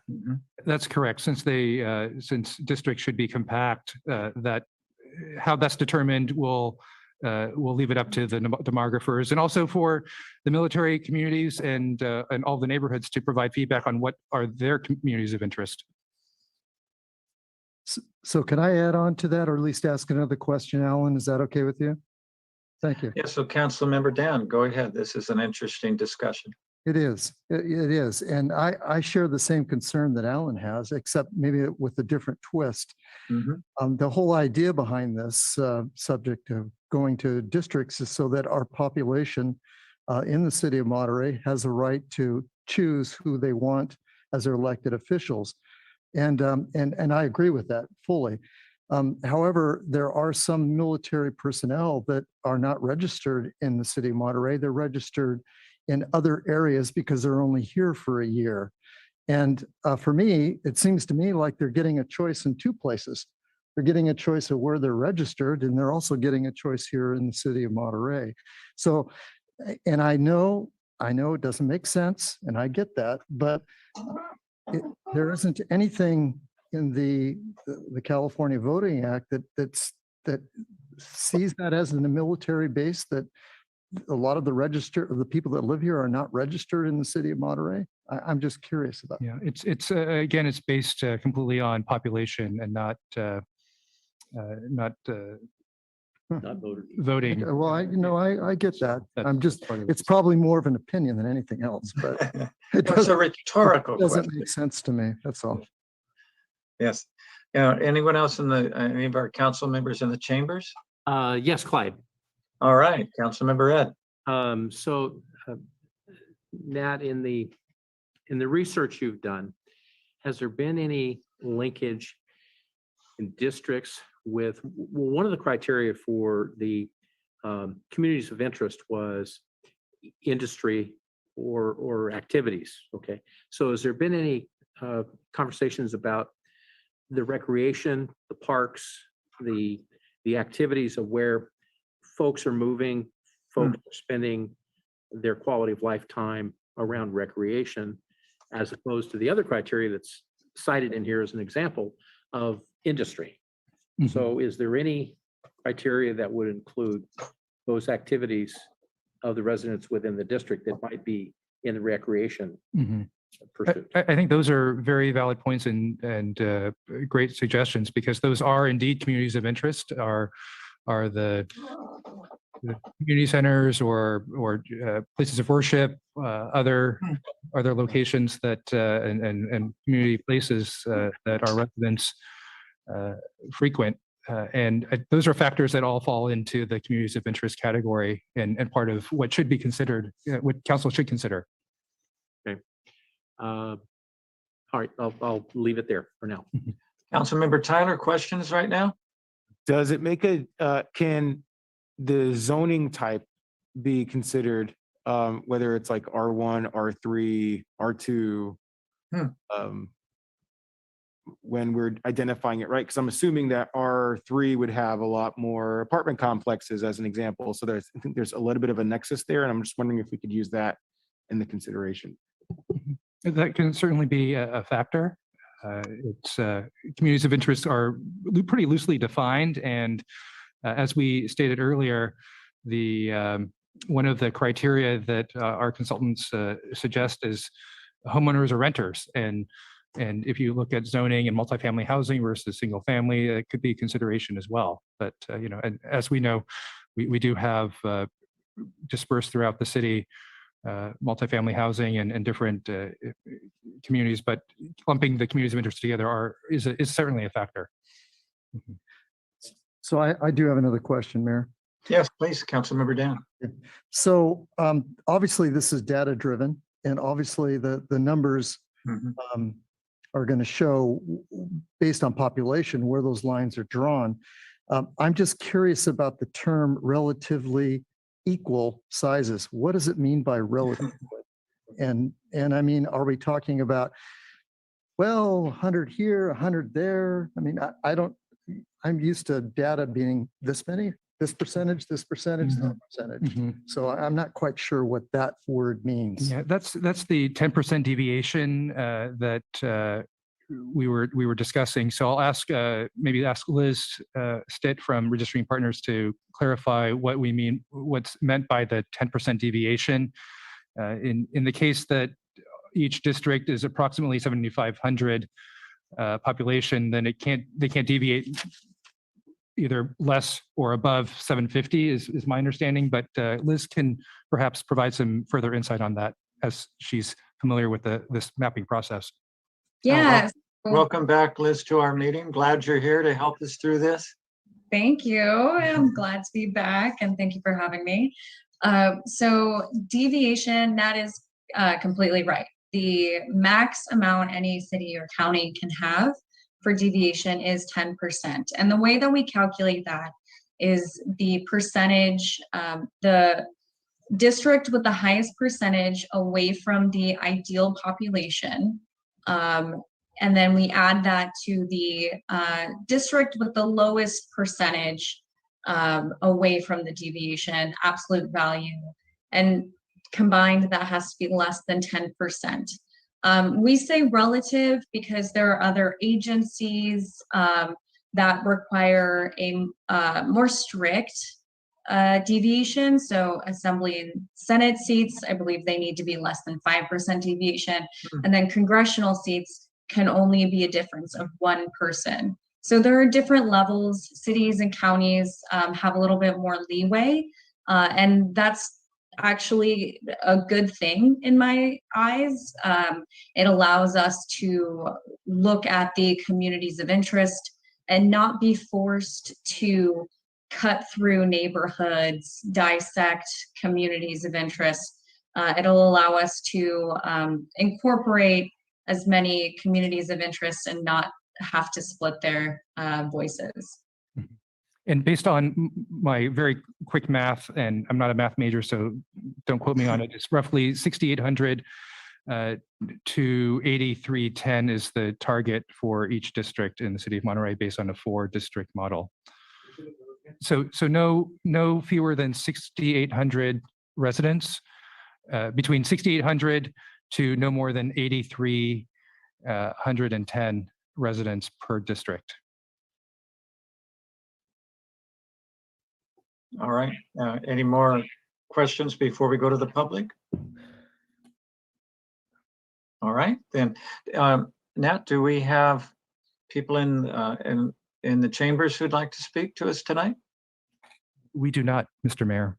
Okay, then I'll go to Clementine. Clementine, how many potential, let me look up participants there. How many people are wanting to speak tonight? We certainly welcome and encourage them to do so. Do we have an idea of a queue? So far, I see 3 hands raised. If any members of the public attending could please raise their hands in Zoom so that we can count, that would be wonderful. Would you like me to start with the first speaker? Yeah, I think we're safe for 3 minutes, and because we certainly want to provide all the public input that we can get. That's really one of the goals tonight and every night, frankly, at our council meetings. Yes, so would you please invite some folks to join us, please, by Zoom, and we look forward to their comments. Yes, our first speaker is a phone caller with the last 3 digits 204. You may need to dial *6 to unmute yourself. Please go ahead. Good evening, City Council. Tom Raleigh, one of the 3 individuals that submitted a request last year for divisions, which, as you know, we withdrew due to the pandemic throwing a monkey wrench back in March of 2020. I'd like to compliment the council in moving forward on this. It gives us time to get the districts in order before primary time. And it looks like you're off to a good start. A couple of things. On the 28th of December, it says you will distribute maps. The question is, what map are you going to distribute at that time? And I compliment you again on moving forward with this. I think having served on 2 different districting committees in 1990 census and the 2000 census for the Water Management District, I was fortunate to serve on 2 committees, and it was fun. And we came up with, it's taken now 20 years to come up with, they're going to redistrict. But anyway, I think the people participating will enjoy this, and it will be fun to come up with areas where each area of Monterey will know who their councilman is that they can call for specific action. And it's not that we don't enjoy contacting the whole city mayor and the whole city council. I think it will be great to have an individual city councilman for us to contact. So thank you very much. I really appreciate your moving forward on this project. Thanks. Aloha. All right, thank you. Thanks, Tom. And our next speaker, Rick Hoyer. Great, Mr. Mayor, members of the council. I'm Rick Hoyer, resident of Monterey. I just wanted to chime in on the discussion you were having about the military and the voting. The thing is, anyone on that military base could register in Monterey and could vote. There's also a large number of people who aren't military who aren't registered to vote. Mm-hmm. To me, the little bit thing that's a little bit more crazy is it's people. So that means people who are not eligible to vote, namely 2-year-olds and 5-year-olds, are counted as well. To me, that's a bigger anomaly than the military or not have the military. Monterey is a unique city in many ways in that we have a over 30-year history of very defined neighborhoods and community of interest by neighborhood, which I think will help in the standpoint of defining boundaries. Part of the reason why myself and Tom and Richard asked to have districts last year is you have 7 neighborhoods in this town that in the entire history of the city of Monterey have never had a council member. Yes, you all do a fairly good job representing everyone, but at the same time, unless you live in an area, you don't know the magnitude of the impact, for example, of the airport or the fairgrounds or some of the other things. You listen to folks, but it's not the same as living in the area that you're having to also represent. So I applaud you for moving towards district elections. It will be an interesting process. I've already started playing with the numbers and things, and it will be a challenge to try not to break up neighborhoods and keep them contiguous, but I think it'll be totally doable. It's nice to hear tonight the 6,800 and the 8,310 range, because that was one of the questions that I had as I started looking at how do we divide and do the city without trying to split any neighborhood.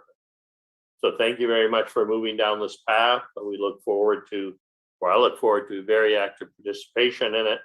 And I hope we get a whole lot of different people. Oh, one other thought is the idea of looking at zoning becomes exceedingly problematic because within an R3 zone, you also have single family homes. Right. And you have owners, not just renters. So you can't assume everyone in a zone is of one category and one type of person. Thank you. Thank you, Rick. Thank you. Looks like we have some more people raising their hands. Excellent. Next, could we please hear from Jean Rash? Good evening, Jean. Hi, thank you. The Monterey Vista Neighborhood Association Board of Directors met last night, and we are unanimously in support of as broad a timeline to looking at the district-based elections. We were asked to support an extended timeline by the Laguna Grande Neighborhood Association, and we see that the city has asked for broad timelines as well. We support this for many reasons. We'd like to get everybody through the distractions of the holidays and allow the city to remain attentive to the challenging public health concerns, the essential rental assistance programs, and the unceasing responses necessary to deal with homelessness and homeless encampments, and to allow for the education of our residents about this very important change in our city government, allowing them to better engage in the discussions about district boundaries and the imagining of and preparation for a wider variety of candidates for city council. We'd like the time to better adjust and prepare to have all neighborhoods more engaged in the election process, resulting in the most qualified candidates running for office. So thank you for that. Thank you, Jean. Thank you. And next we have Jim Thompson. Good evening, Mayor and members of the council. My name is Jim Thompson. I'm a resident of Monterey for many years. As some of you know, I've also been involved in the city management field for over 30 years. And the thing I wanted to speak to tonight was the number of districts and also the question of whether to maintain an at-large mayor or not. And I think the staff made a number of good recommendations in both of those areas and primarily based it on the practicality of not being able to do a charter change in a timely manner. And I certainly think that makes sense. But in addition to that, I just wanted to mention that in my fairly long career in city management, I've worked with and for a number of different cities that had different sizes of city councils. And based on my experience and in my opinion, when you get beyond 5, and especially if you get into 9 or 11, something like that, it becomes very, very problematic. It seems to me it becomes the council members have a tendency to become more parochial. Things become more dysfunctional, and the entire council becomes more polarized. And even just going from a 5-member council to a 7-member council may not seem like that major a change. But in my observation, the dynamic does change quite a bit going from 5 to 7. So in addition to the reasons about the problems with needing a charter change, I think there are very practical reasons in terms of the functionality of an elected body that also are important to keep the 5 members. And that brings me to my second point, which was that it seems to me one of the 5 members should remain an at-large elected mayor instead of having 5 seats and having a rotated or an elected mayor from among the members of the council, for the simple reason that I think strongly feel that the mayor should represent the entire city, not just the members of one district. And if the mayor is basically just elected and rotated among the 5 council members, they would primarily be responsive to the people living in that one district. So anyway, I just wanted to add those comments to the very practical reasons that the staff made to keep 5 members, one of which is elected at large as the mayor. So thank you very much. Thank you, Jim. All right, next we have Esther. Hello, everybody. Oh, can you hear me? Yes, we can. Okay, sorry, it still tells me to unmute right now. So yeah, I agree with the previous speaker 100% about keeping the mayor at large, as well as not going for more than 5 council member positions. All you have to do is watch the PG City Council meetings to see what we don't want to have happen here, and how they have all, a lot of stalemates, and it takes them forever to get anything done because essentially there's too many cooks in that kitchen.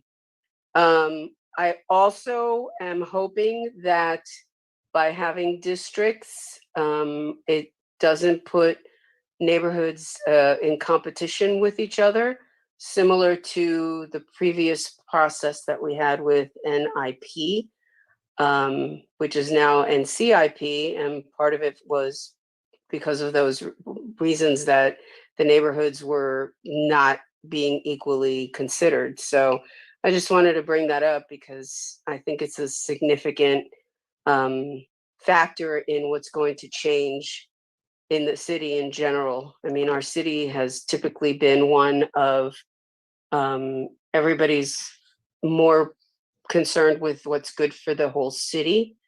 And I would hate to see a change into even more fiefdoms than we already have. Thank you. Thank you, Esther. All right, thank you. Next, John Sovereign, please. Hi, my name is John Sovereign. I'm a resident of Monterey. And I want to speak specifically to the time frame that is being allowed for citizen input and participation. Based on my experience, 90 days, that's 13 weeks roughly. 3 of those have already gone by. I don't see how that's enough time for people to really engage in this process. I also want to reflect on a couple things that have been talked about tonight about how to handle size of interesting communities like the military, and the variance between the sizes of different districts. My reading, those are legal questions that are not, there are no simple answers to. So my full message to the council is in the public record. I'm not going to try and read that tonight. It's available on the website that Nat's been talking about. We have a lot of work in front of us. We need more time. Thank you. Thank you, John. And if anyone else would like to speak on this matter, please use the raise your hand feature in the Zoom app. Or if you're phoned in, please dial *9. Right now, there are currently no hands raised, Mayor. All right, good. Thank you. And we always appreciate the input. I think I hear a question or a suggestion from a couple of our speakers, and that is that the timeline, why we're using this particular timeline, could we get an extension? What's the value? So what's the rationale, please, Nat, on the current timeline? Sure. We'd like to offer as staff 4 main reasons why we don't believe an extension is necessary at this time. The first is the intent of the California Voting Rights Act is to implement this process in 90 days. And that goes to reason number 2 is that we believe we've put together a game plan that engages the public in a concerted way that allows for time for the public, as we've seen this evening, to call in, to give feedback, to submit communities of interest forms, draft maps, and then have several weeks to review draft maps at the end of this month, as well as in January, before final maps are ultimately adopted in February.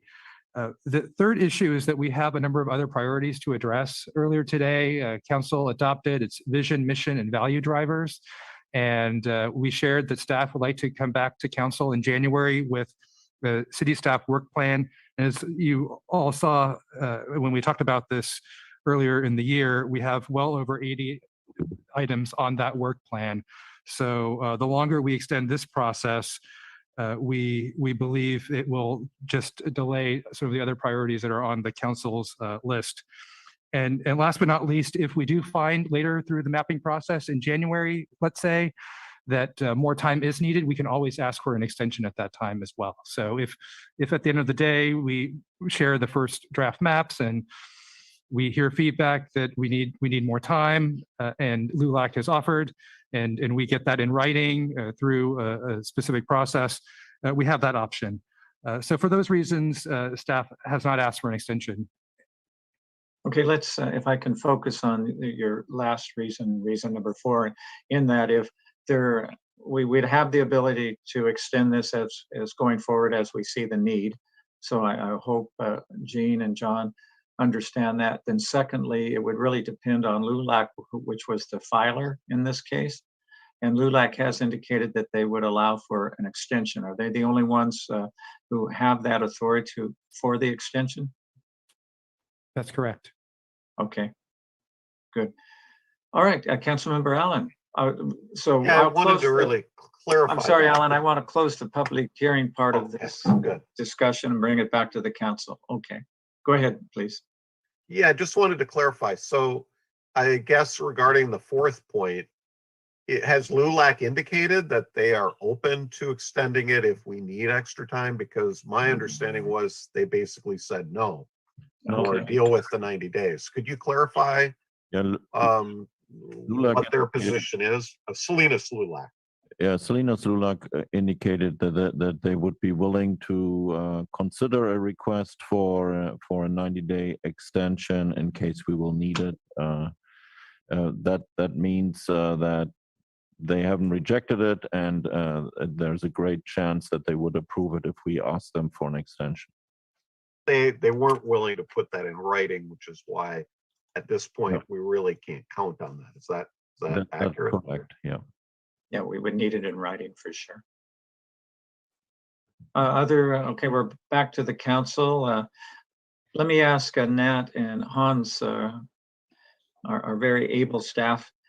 Do you need a motion tonight or consensus? My thought is a motion with respect to 4 districts and a mayor at large. Would that be helpful to have that as a motion? And do you need anything else for direction? Then we should probably put it in a motion so the record's very clear.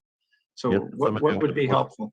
What we would need from you is clear direction of drawing the maps up for 4 districts and keeping 1 mayor at large.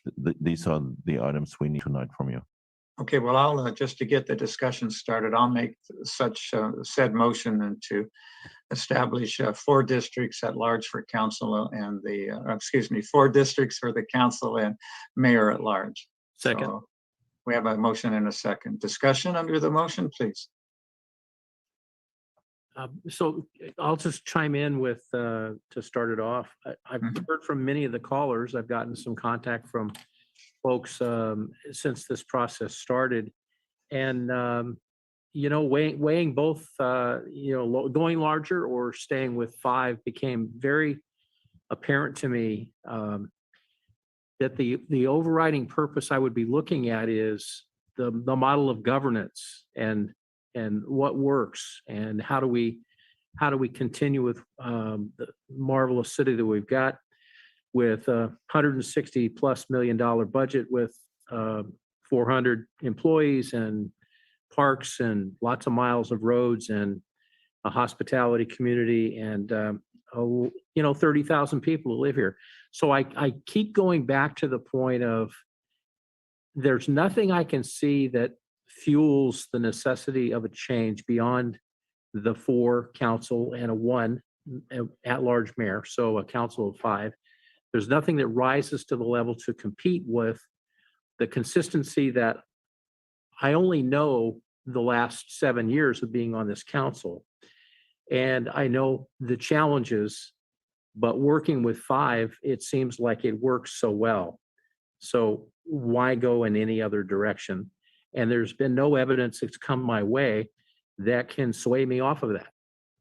And so that's just my thoughts for right now. Okay, other comments? Councilmember Dan or Councilmember Tyler? So I would agree with Councilmember Smith on this. I think the discussion when we had brought this up last time was waiting for this council meeting to allow this public input to be provided. And unless I missed something in the public input, I didn't hear anybody really advocating or expressing a need for us to expand the amount of districts. And so I'm with Ed in regards to our need to look at not trying to change too much and just focus on the 4 districts and the process this is going to take in regards to the change of going to a district-based election. Okay, thank you. Councilmember Dan, then we'll go back to Councilmember Allen. Thank you.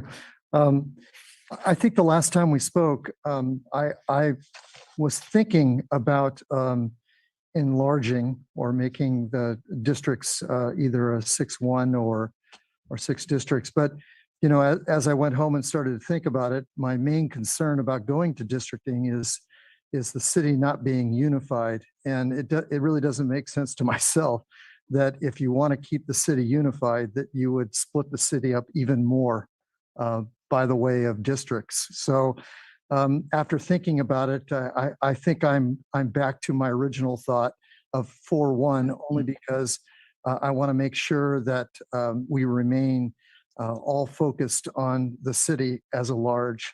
I still think that's extremely important. Thank you, Councilmember Allen.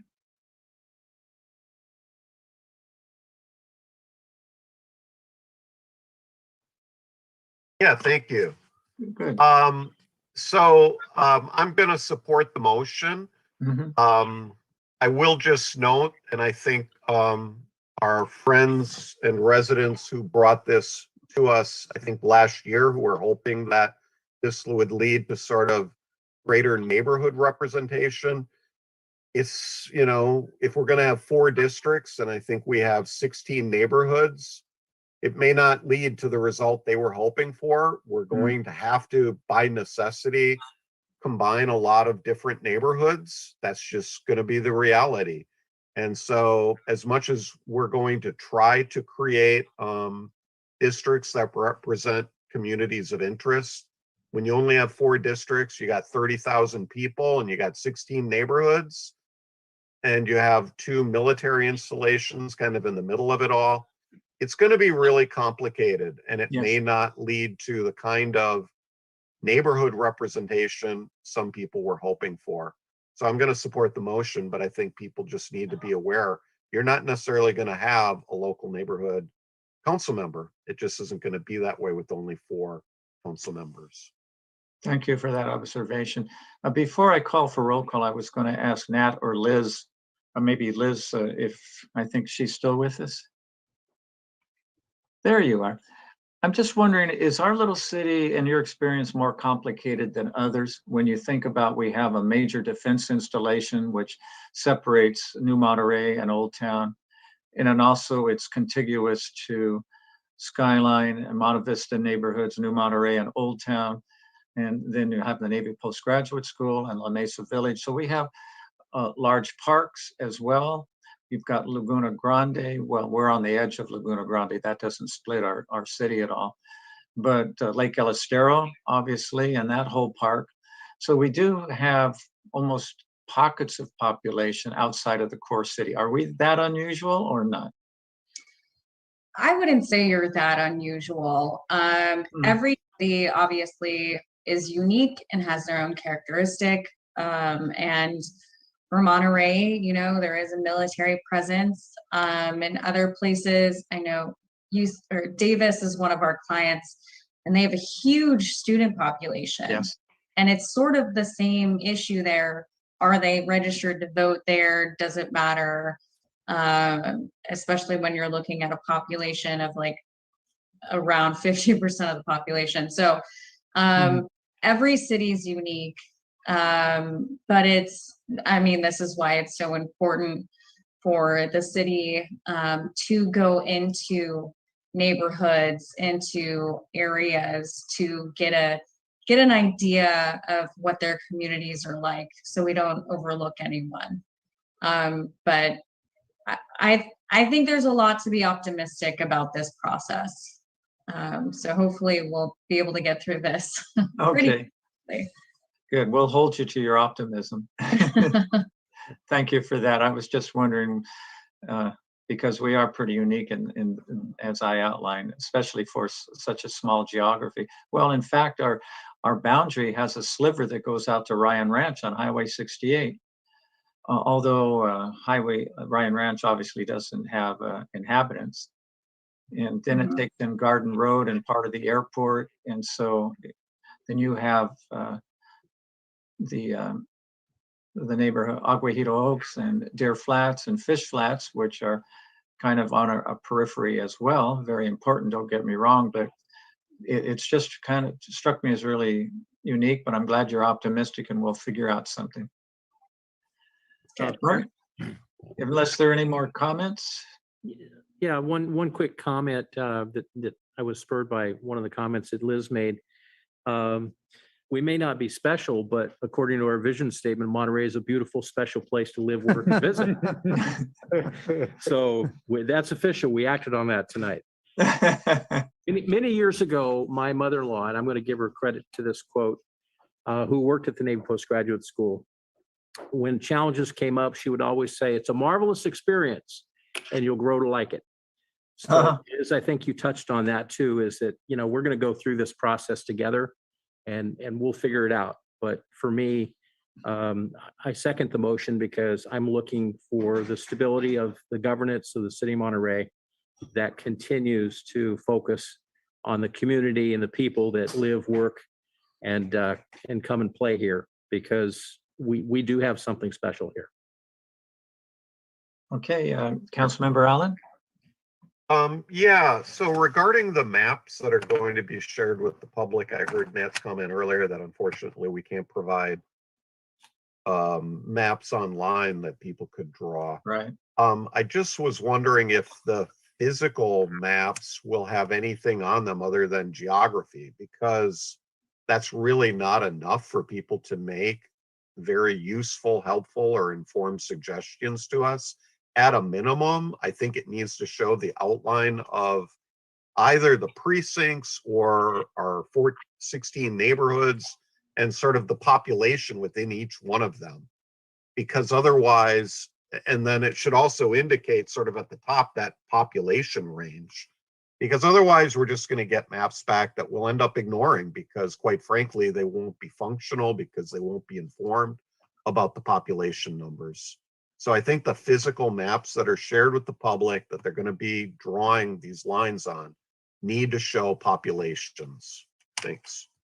Yeah, it needs to have a key on there too, so they know the criteria that, they're drawing. Yeah, we don't, unfortunately, we hope to have the a draft, what they call placemat, available to show you. But what we can do is I can share my screen. This is an example for one of Redistricting Partners' clients, City of Burlingame. They have a map, and this is what it essentially looks like. It's a map of the city boundaries, and it shows the various census blocks, or are they block groups? One of those two. And Yeah, they're tracks. census tracks with population numbers. So essentially it gives the public an ability to draw their own boundaries around the census tracts and then add up their populations here and then submit them. So a very similar map will be available starting on Thursday for members of the public to download. It's really not as complex, as long as you have a calculator and can add up those districts. It's fairly easy to submit, and folks can pick them up at the library and turn them into a librarian, and we'll collect them and make sure they get to Redistricting Partners. That's good. Thanks. Good answer. Just make sure we don't give them City of Burlingame maps, okay? Yeah. Mayor, I just wanted to take a moment too. I wanted to respond. I think it was, I can't remember who, I can't remember who was speaking about it earlier, but I think there was a comment made about the zoning. And I just wanted to clarify, of course, there's going to be single family residential, and we do have that in the city in R3 zones. I think the point that I was just trying to indicate there is you're likely to get more housing types that are similar based off of the zoning. So I just kind of wanted to provide clarification, but that's it. Okay, thank you. Well, in that case, I think we're ready for a roll call. So Clementine, roll call, please. And the motion is to establish 4 districts for council elections and an at-large mayor. And it's not part of the motion, but full speed ahead. Yes. Okay, Councilmember Albert, Yes. Councilmember Hopper, Yes. Councilmember Williamson, Yes. Councilmember Smith, Yes. and Mayor Roberson. Yes, that passes 5-0. Nat, do you need anything else at this point? No, we do not, Mr. Mayor. Thank you. Okay, thank you. As always, I know I say this all the time, but I really mean it. These discussions are absolutely fascinating, and they keep these old synapses of mine popping. So keep it up, y'all. So let's go to our next item, and that is a public hearing to receive protests of proposed rates increases for solid waste and recyclables collection. And it's a protest hearing, and what that means, and I'll ask our staff to just clarify it, and that is a protest hearing would be, did we have a majority of people who received the service who protested against it? It's not a vote so much as we compile protests. They can either be done this evening or they can be done in writing, is my understanding. So with that, Hans, I think that's the correct format. And before you get into what's driving this, I think that's what this hearing is all about, compiling protests. Yes, Mr. Mayor, and as always, our sustainability coordinator, Ted Terrazas, is ready to talk about proposed rate increases and quantify the number of protests received. So with that, I hand it over to Ted. Oh, excellent. Okay, thank you. I don't think it's on. Check the mic. I don't think the mic's on. Just turned it off, sorry. I just checked the green light and then I moved it and turned it off. Thank you. One energy save. Exactly, I was saving energy. Right, so tonight, the main issue here, of course, is, as Hans mentioned, was a proposed rate increase. And what we do as part of the process is send out notices of a proposed garbage rate increase to all parcels in the city, which was roughly between 9,000 and 9,500 notices to parcels in the city. And as of today, I spoke with the city clerk before the meeting, and I believe we had received 19 written protests. So we would need roughly 4,500 protests for an official a protest vote, but that's just a numerical estimation of people's interpretation of the notice. So just to put that aside first. And to provide some background on this rate increase, just to sort of indicate where we are, we implemented a new franchise agreement in December last year, so about a year ago, but which did include an increased franchise fee. So at the time, it was a 10% of gross revenue fee that the waste hauler pays to the city as part of the franchise fee, and that was increased to 15%. But due to some of the changes in the franchise agreement itself, it's really only in effect about a 3% rate increase due to some changes in how they pay for do not pay for personnel any longer and some other issues like that. Also, because of the franchise agreement adoption in 2020, the previous franchise agreement ended in 2018, but had the opportunity to extend that agreement for 3 years, and 2 of those extensions were granted.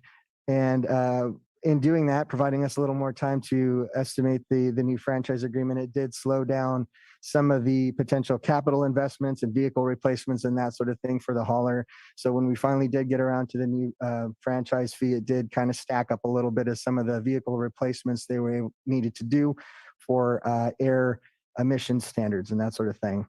But the main issue before us today that's causing some of this discussion is really the adoption of SB 1383, which is for short-lived climate pollutants and specifically methane, and we'll kind of touch on that in a moment. But this regulation bill is generally recognized as the most significant solid waste legislation in the past 30 years. So ultimately, since we started recycling curbside and that sort of thing, it's been that significant.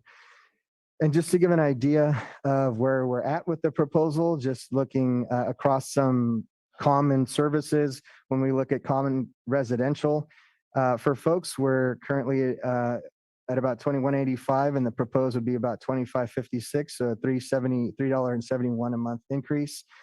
And that includes garbage, recycling, and yard waste. When you look down at commercial, you can kind of see cart service there for 1 time a week, 65 gallons, 2 cubic yard refuse. So that's a dumpster. Cubic yard is about 200 gallons of volume. So 2 cubic yards is roughly 12 standard garbage cans of volume, just to get an idea. That's going up about $30 a month. When you look down below, the 20 cubic yards are the construction type boxes, the big boxes you see when they're throwing waste and material in there. The yard waste box is a little bit cheaper than garbage. You can see there going up about $35 and $240 per collection. And the refuse is going up about $70 roughly and is about $481.41 per collection after the proposed increase. The compactor service there per collection is also going up, and that's even though, for example, that example there is only 15 cubic yards.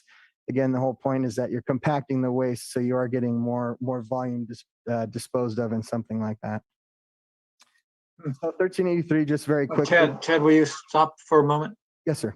And could you please go back to the slide? Yes, this one. Could you describe compactor service? Because I'm thinking especially with Senate Bill 1383, people should know that's a state law. And that is, why would anybody be compacting anymore between your normal garbage, your recyclables shouldn't be in there. SB 1383 is going to ask for liquid waste, food waste, plant waste, et cetera, to be put someplace else. So what's being compacted? Right. What's left? To give one good example of that, at Wharf 1 right now, we have our new compactor building there that has 3 compactors in it, 1 for each waste stream. So depending on the volume you generate, it can still be very worthwhile and generally regarded as the most cost-effective way of disposing of material. So if you're generating a good volume, you can still separate material, or for example, just have a compactor for cardboard, or just have a compactor for recycling, and maybe a dumpster for refuse or something like that. But in the case of the wharf, we have compactors for refuse, recyclables, and now organics. So there's compactors for each specific waste stream. Got it. That makes sense. I was thinking like back in the day when we never had one, but when you had one in your house, you tossed everything in it. And, Oh, right. Okay. yeah, no, so there's compactors and much of that, you're compacting recyclables as well. Right. Yeah. These are the big ones that are outside and they pick the whole compactor up and take it and Got it. dispose of the material. So yeah. Then on that, and I'm hoping our new compactor center serves the whole waterfront and not just the wharf. At this time, it's basically designated for wharf service, and that wharf one. So basically, all along the tenants along the wharf one, the restaurants and gift shops, and that thing along just the wharf tenant this time. Yeah, and yeah, exactly. Okay, well, we can look at that later. Okay, thank you for answering that. Sure, absolutely. Go ahead, please. Okay. And so moving on, I just wanted to quickly touch on some of the points of what 1383 is. Again, with the short-lived climate pollutants, that deals with kind of three main things. One is the greenhouse gas impacts. According to the state in 2017, 67% of California waste was organic. Organic waste generates a significant amount of methane, and methane has more than 80 times the warming power of carbon dioxide over the first 20 years of reaching the atmosphere. So carbon dioxide may be more persistent in the atmosphere, living, up maybe 100 years or much longer than methane. But while methane is active in those first 20 years, it's far more potent at warming the atmosphere. The next item 1383 touches on is edible food recovery and really trying to eliminate the food waste stream from adding to methane and really putting edible food to its highest and best use, especially since that point there of 1 in 9 Californians is food insecure, again, according to CalRecycle. And finally, the economic impact of climate change and this methane release is that an example here is in 2015, the drought cost the ag industry in Central Valley $2.7 billion. It is estimated, and 20,000 jobs. So from a lot of different angles, very impactful impacts of organics breakdown.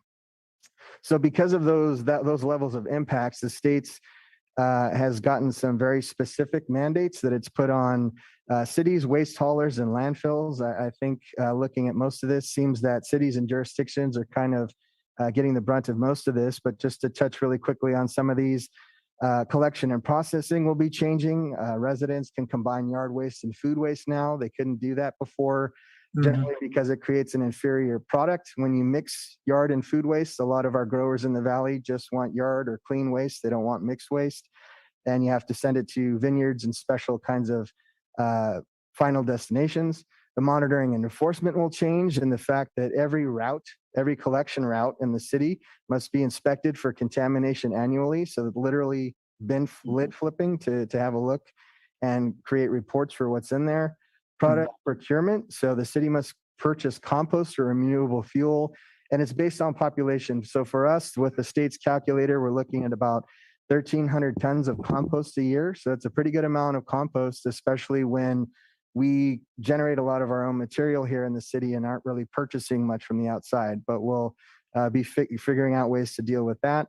The ordinance adoption is also required. We took care of that last month. So, but that was a pretty significant new city code addition there of about 30 pages or so of new enforcement requirements and things that the city and the regulated community will be facing in the coming years. And as I mentioned before, the edible food recovery program, the city must now get involved in that and establish some connections between edible food generators and food recovery agencies, such as the Food Bank for Monterey County or their cooperating agencies, sister agencies. Education and outreach will also change because we're annually required to provide specific information, such as the new requirements, how to separate materials, waste prevention, or the benefits of diverting organics.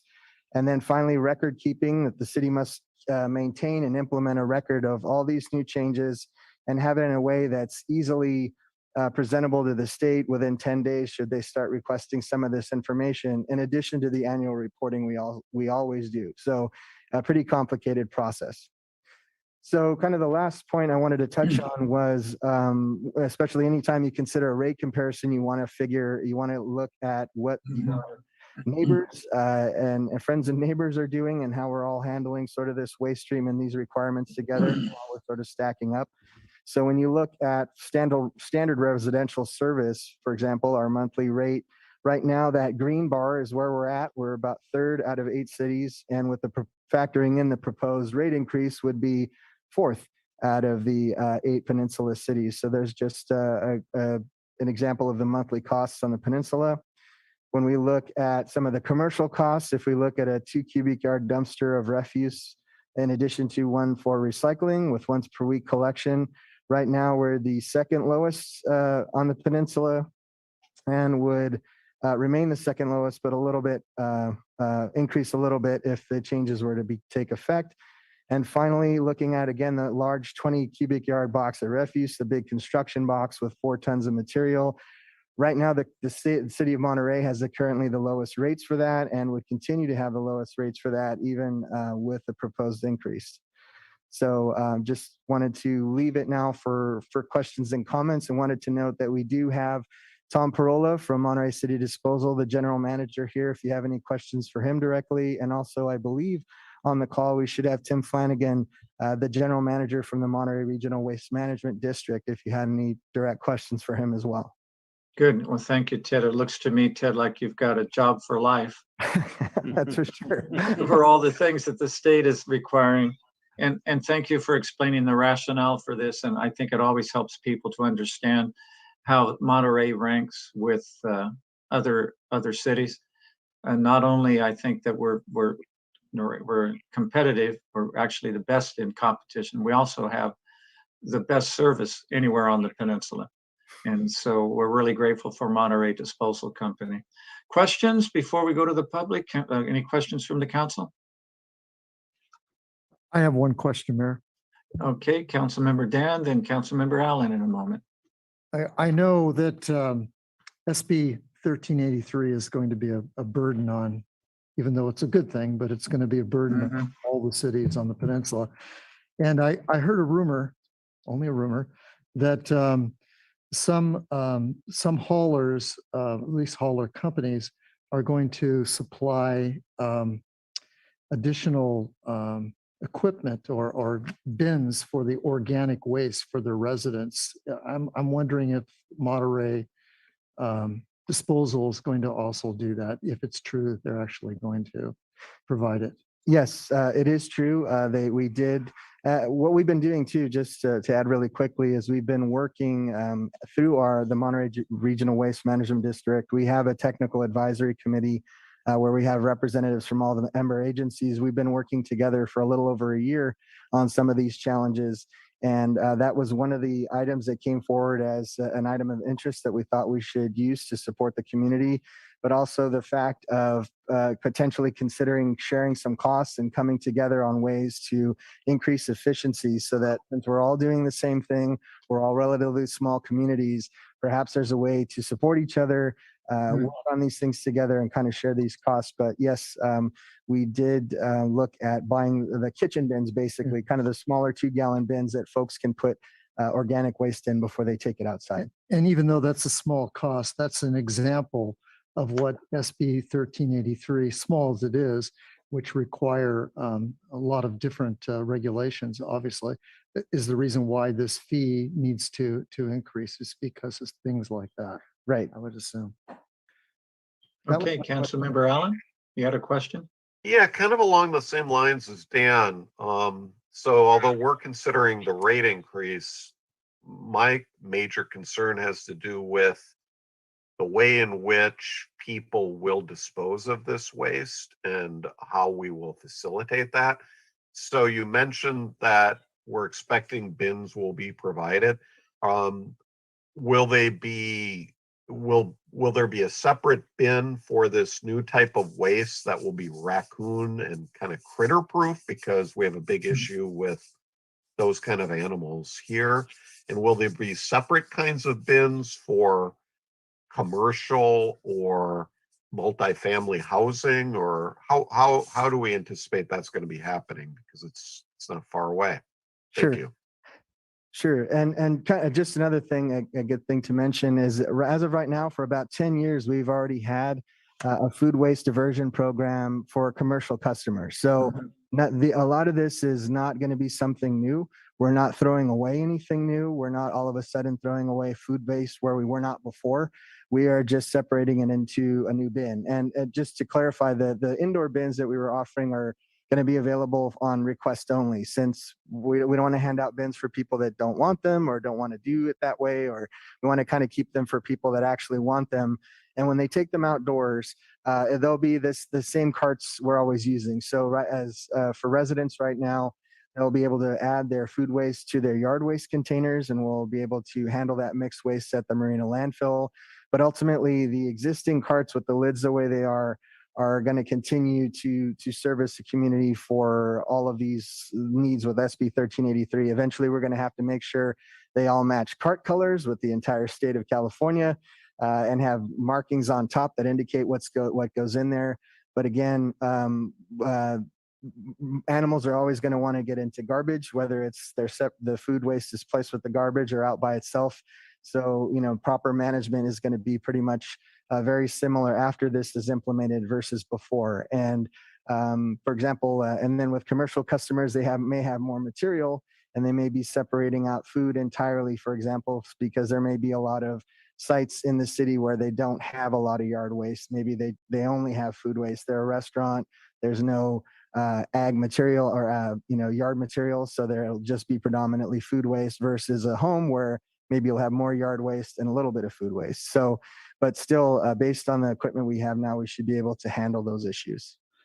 Pat, I guess I just have to let you know, I think we're going to have some work to do with this, because I think you're going to have a lot of food waste being spread out all over, because I don't think the current yard waste containers are going to keep raccoons and other animals out. So I think we're going to have a problem. So just want to let you know, I think this is something we're going to have to look into. Thank you. Mayor, if I can just add on one thing to Ted's, I sit on the Monterey Regional Waste Management District. Thank you. And Ted's there at every meeting, so I really appreciate him being there. I just wanted to make a couple comments to Ted's presentation, is that the district recently did not raise rates, knowing that in anticipation of these increases. So the district has kept their rates low for the haulers to make sure that it doesn't increase to the ratepayers. So I appreciate them doing that. And also a mention about the methane.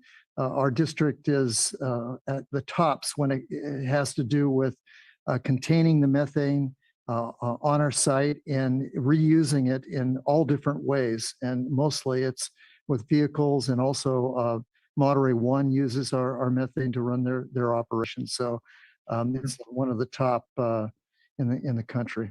Just wanted to bring that up. I know you would bring it up, Ted, but just wanted to make sure. Yeah, thanks for that info, Dan, and also serving on that board. We appreciate it. Any more questions before we go to the public? Mayor? Yes, Councilmember Ed. Yeah, I want to follow up with something that Alan got into and reiterate to Ted, that I think there is a community education opportunity here with the application of 1383 and how we're going to separate the organics. For a home of two in my household, it'll be fairly easy because we compost and, it's there's not that much volume. But if you throw in a family of 4, 5, or 6, so you've got the yard waste, and you've got, let's say, you get the wind, and your gardener comes, or you're working on Saturday, and you fill up the can, and your garbage is coming for pickup on Tuesday. The organic waste is supposed to be combined. So let's hope that there's room in the can. Well, there's no room in the can because the yard's consuming it every week. So it will be actually, like Alan said, there's lots of work left over to figure this out.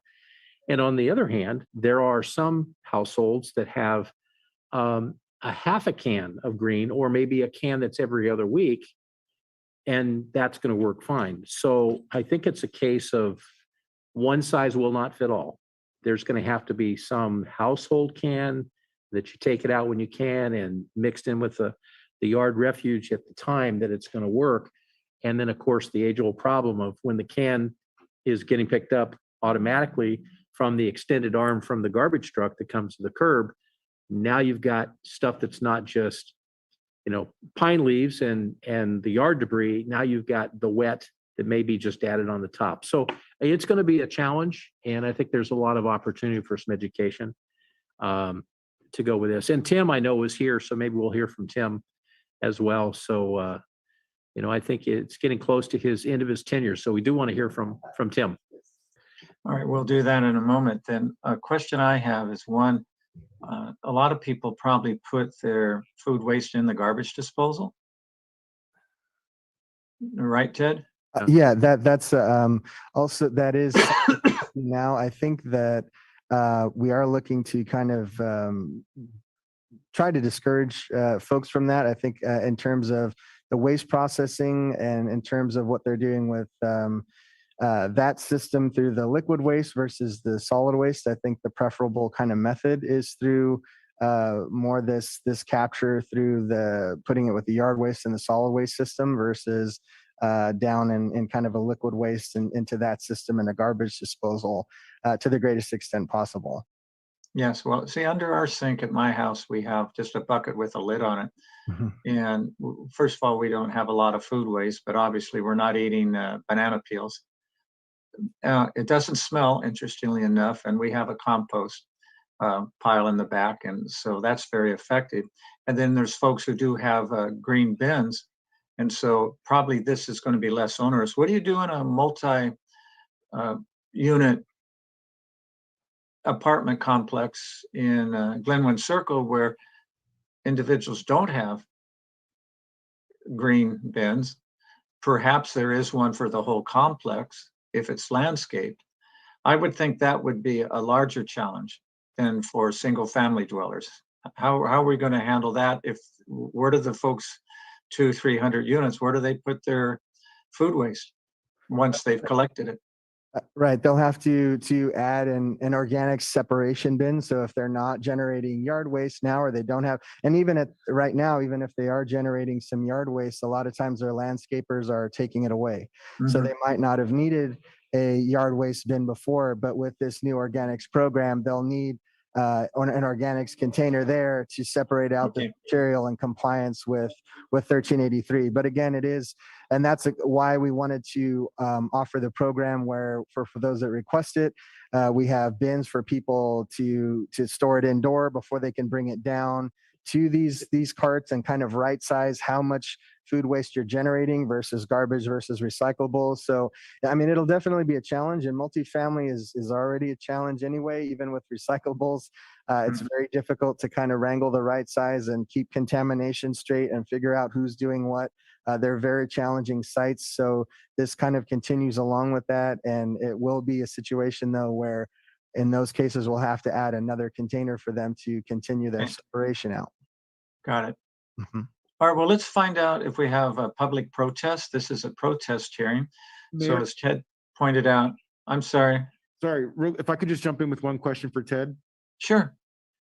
While we're on the topic, I was hoping that you can maybe just educate those that may be listening in around batteries. I know that that's they're a separate element of this, and it just figured it might be a good opportunity to discuss that. Sure, absolutely, yeah. And I have a special interest in that one. Before the pandemic, I would take a couple 100 pounds of batteries a month to the Marina landfill board meeting. So we consolidate all of our drop-off sites, and I would take them with me to the board meeting. So I was very happy when we finally implemented our curbside program, where basically you can use quart-size Ziploc container bags, and on Monterey Disposal's website and our city website, we have specific information about how you do that. But basically, you're able to put your household batteries in a Ziploc bag on top of your recycling bin and have them diverted that way, rather than going to a drop-off site, and definitely not putting them into the garbage or anything like that. But finally able to have a good curbside service for residents that can do that. If I could add to that just a little bit. So we have a battery powered lawnmower at home. The battery died. So how does that work if we have a a larger battery that doesn't necessarily fit into the Ziploc bag, which is going to be a big thing moving forward, right? Because that's a state law now where everybody's gonna have to start getting electric powered lawn equipment. Right, and blowers and that kind of thing, right? And that's a case usually where either the manufacturers themselves, there will still have places like the Marina landfill that can take maybe our larger things, or Sharps waste, oil, and all of our electronic waste as well. So some of maybe the bigger things they'll be able to help us out with as well.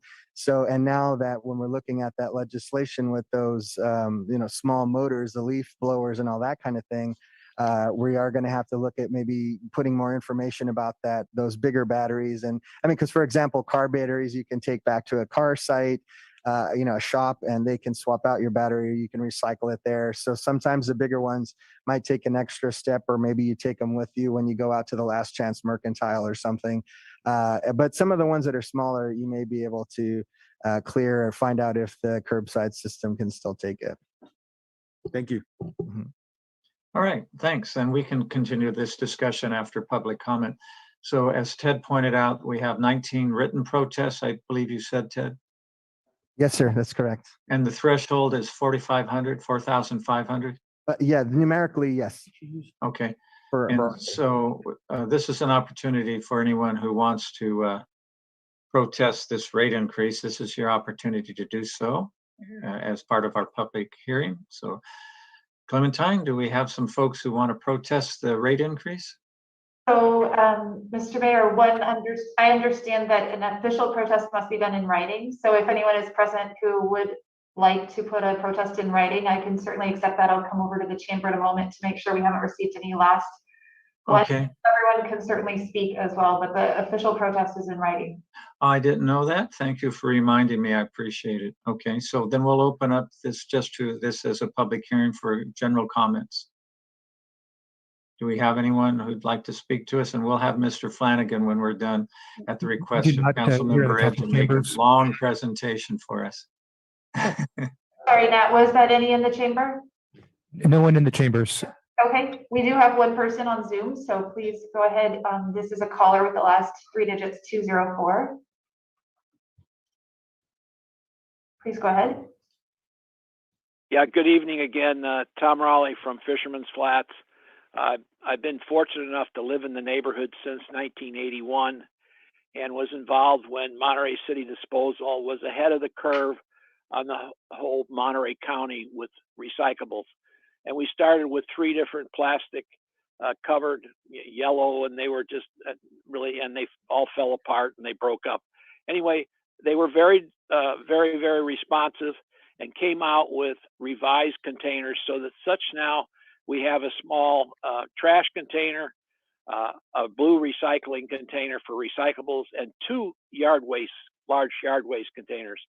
The bottom line is that I agree with Councilman Hoffa and Councilman Smith that when you if we have a small container, say in our garage where we put food recyclables, I think you're going to need, like when you put out your trash, it's usually contained in a special bag that locks it in. So this would help when it dumps into the truck from the arm that pulls it out, so that it does not spread it. Otherwise, you're going to just have a mess. And I heard Mr. Parola talk about this several years ago before the MCHA Government Affairs Committee. And I'd like to compliment Mr. Parola again on being the leader and implementing and coming up with sound suggestions and sound improvements, because I expect that you'll be coming out with something that will really work for the city of Monterey. And that's why you guys have been ahead of the power curve from the beginning. So again, congratulations. I'm not protesting or not trying to protest the hearing. I think we get one of the greatest bargains on the Monterey Peninsula and have for 40 years. So thank you very much. Aloha. Thank you, Tom. And there are no further, no further hands raised. And the Chiron has been up for quite a bit on Okay. our meeting. Thank you. I'll close that section of the public hearing. And Mr. Flanagan, your fans would like to congratulate you on your upcoming retirement, I believe. I hope I didn't spill the beans. I think that's pretty well done, and love to hear from you. Thank you, Mr. Mayor and members of the council. It's very generous of you. When the clock. First of all, I wanted to make sure that the residents of Monterey know that the district has been well served over the years by the representatives from the city of Monterey, and especially from city staff, from Hans and Ted. They've helped many of the programs that the district has put together to be a sounding board, to evaluate those and put those into a context so that the entire Monterey Peninsula is served. So a shout out goes to them and the great representation that you've had. And you've heard from the council today that yes, there's going to need to be a very robust education and outreach effort. My colleague Zoe Schultz is on the call tonight. A lot of that burden is going to fall on her shoulders and her team as she puts that together. And also just to inform the residents of Monterey that may be on the call and the council that the district has been pretty focused on waiting for this event to come, and lots of the infrastructure that has been put in at the district over the last several years is here ready to serve the community on their organics diversion. You heard Director Albert talk about our methane recovery system. We're going to be converting that methane into vehicle fuel. The communities are going to get credit for that as part of the SB 1383 procurement requirement.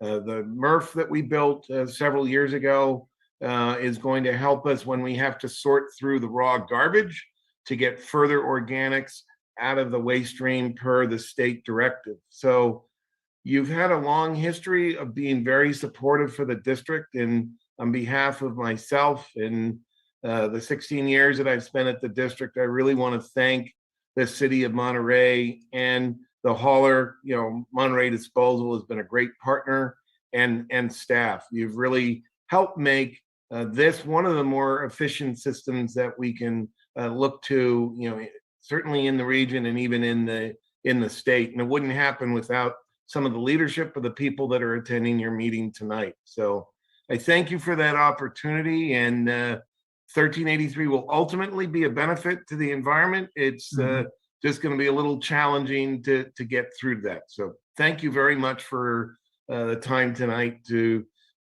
speak to the council. Thank you. Right. Well, Tim, we want to give you a lot of credit too for having really a cutting edge waste management there in Marina.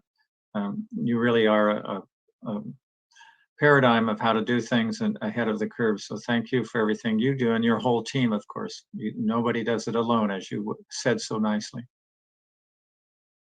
All right, so if there's no other comment, I think a motion would be appropriate to adopt the resolution. Move to approve. Second. Roll call, please. Councilmember Williamson, Yes. Councilmember Smith, Yes.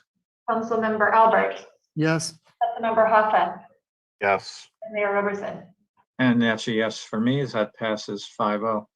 If you all are amenable to it, could we let's take a 10-minute break and come back at 8:50? Does that sound good?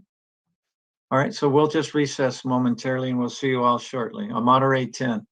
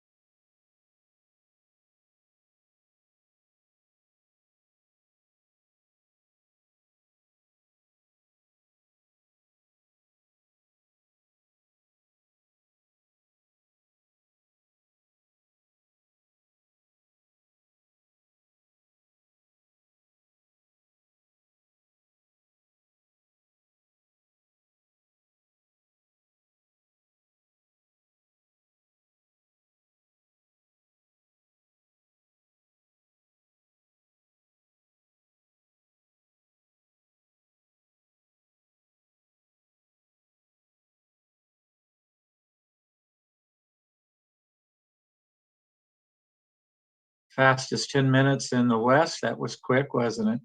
But it is good to get a little break here. All right. Adopt a resolution amending the downtown and lighthouse specific plans to allow ground floor residential uses in certain situations. This was something that Councilmember Tyler felt strongly about, and we appreciate that, Tyler, bringing that to our attention. It went to the Planning Commission, who came back with some very specific recommendations.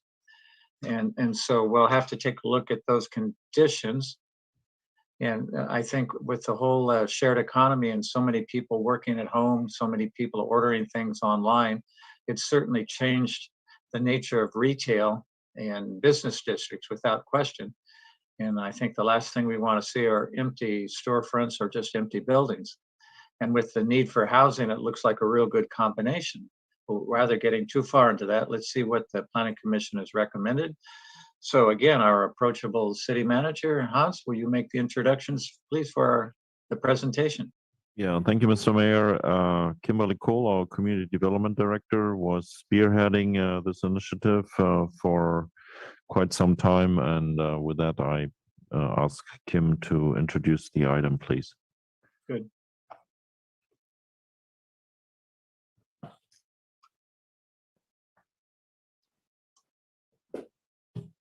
Thank you very much, City Council. This evening, you're being asked to adopt a resolution amending the downtown and lighthouse specific plans to allow ground floor residential uses in certain situations.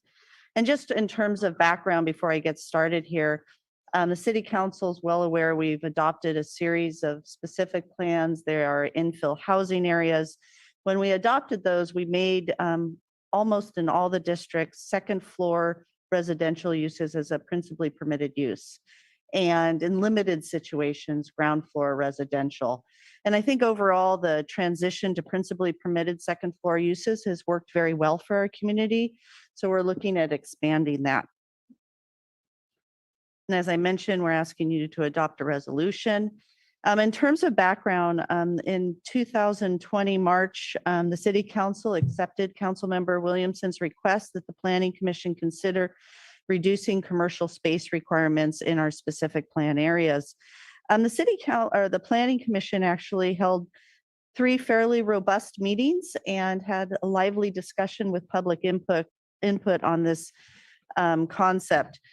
And I'll say it's a refined concept. And so it's not a blanket, we're going to allow it everywhere, but I think a lot of thought went into where it should be allowed. So I'm going to start with the downtown. As you can see by the chart, I didn't show the second floor because second floor basically shows principally permitted. So this is really what we were focusing on, was the first floor. And this is the use chart, an excerpt from the use chart, and it's simplified now. But as you can see, most of the conditionally permitteds in the Heritage, Islands of Adobe, and Pierce District have now become principally permitted for ground floor residential. And then it's very nuanced, if you will, for the Alvarado District, which is our core downtown. And the Planning Commission's recommending to you that on Alvarado Street proper and the first blocks on Del Monte and first block on Franklin Street off of Alvarado, that residential not be principally permitted or not be allowed. But the big changes is that on Cali, Principal, and Tyler, which are fairly significant commercial streets, it becomes conditionally permitted. And then in the rest of the districts, it's principally permitted. You know, the main reason the Planning Commission talked about on Cali, Principal, and Tyler, conditionally permitted, they thought there might be some locations that it might not be appropriate, and they wanted to consider it. But overall, they were okay with that transformation. And this is the figure that's in the downtown specific plan. You may not remember when we adopted the specific plan, it actually prohibits first floor offices, personal services, and now residential uses on the first floor. And that's basically where the red line is that you see on Alvarado, and the T at the top is Del Monte. And then it's sort of midway through is on Franklin Street. This use would be allowed, residential uses would be allowed behind commercial uses. So maybe there's a really deep space somewhere I'm sort of thinking of the new, well, I'll call it a new building. It's not that new, but where the work family owns that larger building. There may be an opportunity to squeeze one more residential unit behind commercial there if those spaces are deep, but it's not going to be probably that much in that area. So now I'm going to transition to Lighthouse. And this is where it became even more nuanced. And basically, the plan will, the proposal is that the plan will allow ground floor residential uses located behind commercial uses. So that's something that could happen. And in certain location to street frontages. And I think in this case, why you see the language certain locations to street frontage, the Planning Commission had quite a bit of concern about the traffic volumes on Lighthouse, what the livability was on Lighthouse for ground floor residential. They thought it could be done, but how could it be done well? And that moved into a land use survey that was completed. And actually this concept came up during the specific plan as well, is that in a very long street, you really see your more intense commercial uses for about 4 blocks. And then you see it transition perhaps to more residential and office. And I think there's lots of streets in San Francisco where that might come to mind. So we thought about that way back when, but the Planning Commission went back to that concept, and they came up with the idea that ground floor residential would be allowed to street frontage in the area shown in yellow here, but not in the areas basically between McClellan and Irving, which they saw as more intense commercial uses. It's where you see some of our nighttime uses. You might see a greater number of bars and restaurants and sort of livelier spaces. So what did they say? The other concept they came up with is they became a little bit concerned about how many residential uses on the ground floor and when would they need to look at it and when could it be principally permitted. So in this case, residential minor and major, first floor, 3 units or less becomes principally permitted. Residential minor and major, first floor, 4 units or more is conditionally permitted. So if it's over 4 units on the ground floor, they wanted to see how that looked. And then this is the footnote. You saw some asterisks there. And then it basically refers back to that map we saw about where residential uses could be applied to street frontage. It's in an isolated area. That the use permit is only required if the ground floor uses are more than 3 units. And then we still have our density requirement of 30 units per acre. So if you go over the overall projects over 30 units per acre, it still requires a use permit. I hope that makes some sense. I will say, you know, the Planning Commission had active public participation. They had robust discussion. And I think they did their best job in trying to craft a recommendation to you. So the Planning Commission's recommendation and staff is that you amend the specific plans to allow ground floor residential in certain situations. Good. Thank you for your awesome report. We appreciate that. And so do we have questions before we go to the public? Questions from our city council, please. I have a question, Mayor. I have a couple. Councilmember Dan, thank you for shouting out because it's I don't have you on screen except very tiny right now. So thank you. Go for it. Thank you for the report. Appreciate that, Kim.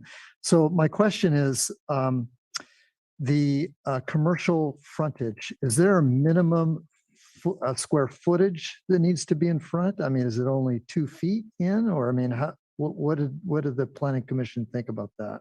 They did not establish a minimum square footage for the commercial frontage. You know, could theoretically somebody create a very abnormal commercial frontage along Alvarado? Yes, they could with these regulations. I don't think they saw it going in that direction. So they prohibited it on facing Alvarado, but didn't establish a minimum depth requirement. Was there any discussion on that at all? Not Do you know? substantially, no. Okay, because I can see how that could be an office space of maybe 5 or 6 feet of just a couple of desks and then residents behind it, just to just to abide by the regulation. I was Now, just on wondering- Alvarado Street, offices are also prohibited, but it could be a very small retail space is what I think we might see, if possible. And then the second question I have is that how do they enter the building and exit the building? And is there have to be a separate entrance into the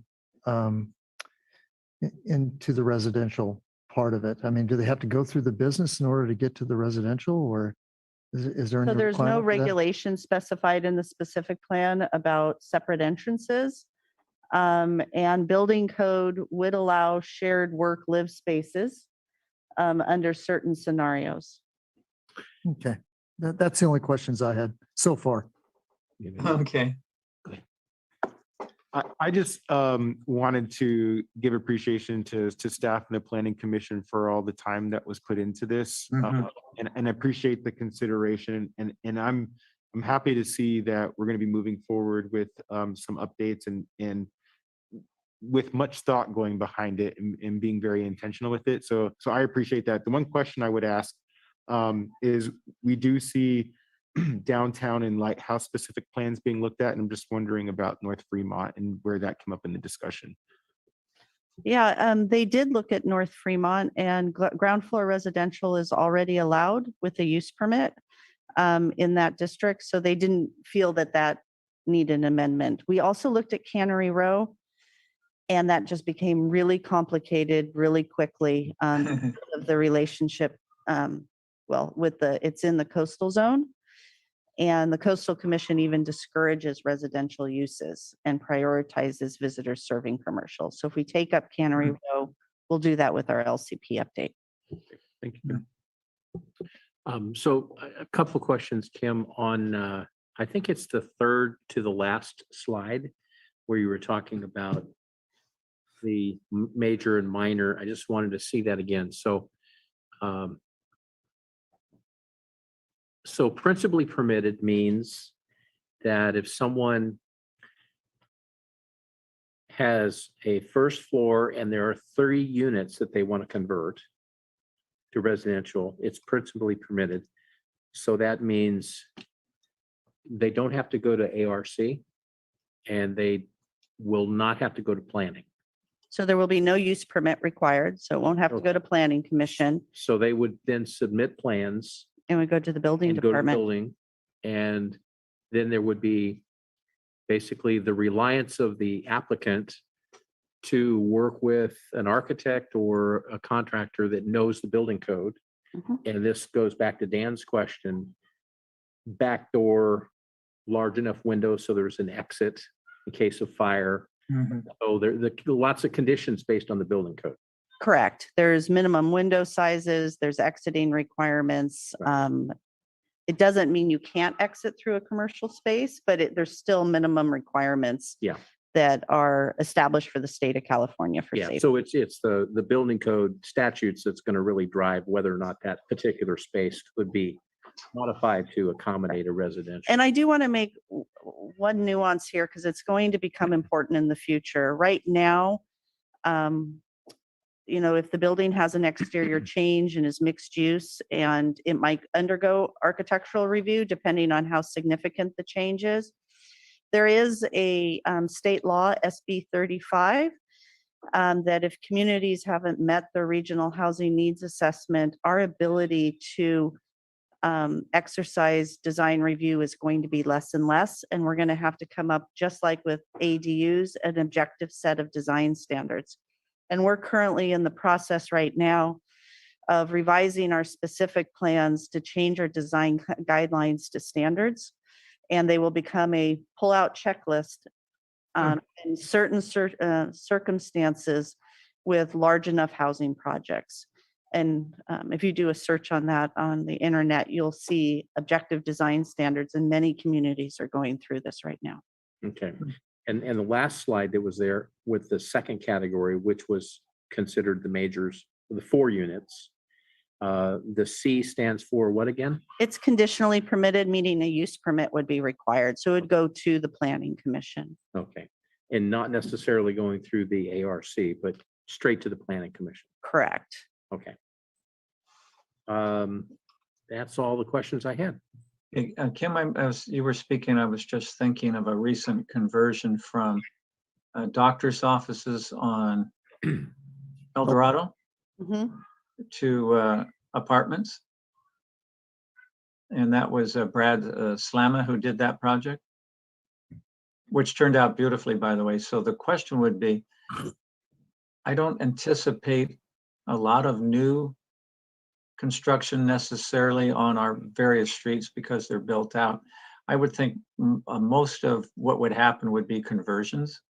So if you had say, take Lighthouse, if you had an empty building and there were several, and someone wanted to put residents in there, they would have the existing envelope, but they have to meet residential standards or commercial standards in their building and their requirements. So when you change use, the building that you have to meet the requirements for the change of use. So, and typically, commercial exiting requirements are more robust because they have higher Right. occupancies than residential. But where residential changes is there's required exit windows and those types of things that don't necessarily exist for commercial construction. Got So it. there will need to be modifications.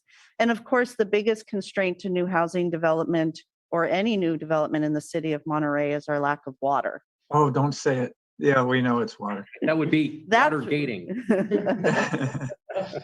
No, the question there is obviously you're not going to be looking at individual open space per unit as we have apartment requirements for open space per unit, even if it's just a balcony.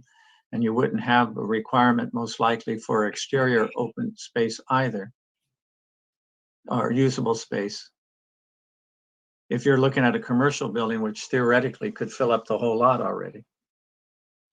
So our revised specific plan standards that we're starting to look at, trying to create those checklists, Mhm. are trying to tackle the issue of open space for residential uses. But I think we are going to have to carefully look at the issue of conversion. Yes, yeah, and I just think intuitively that's be the most likely to happen.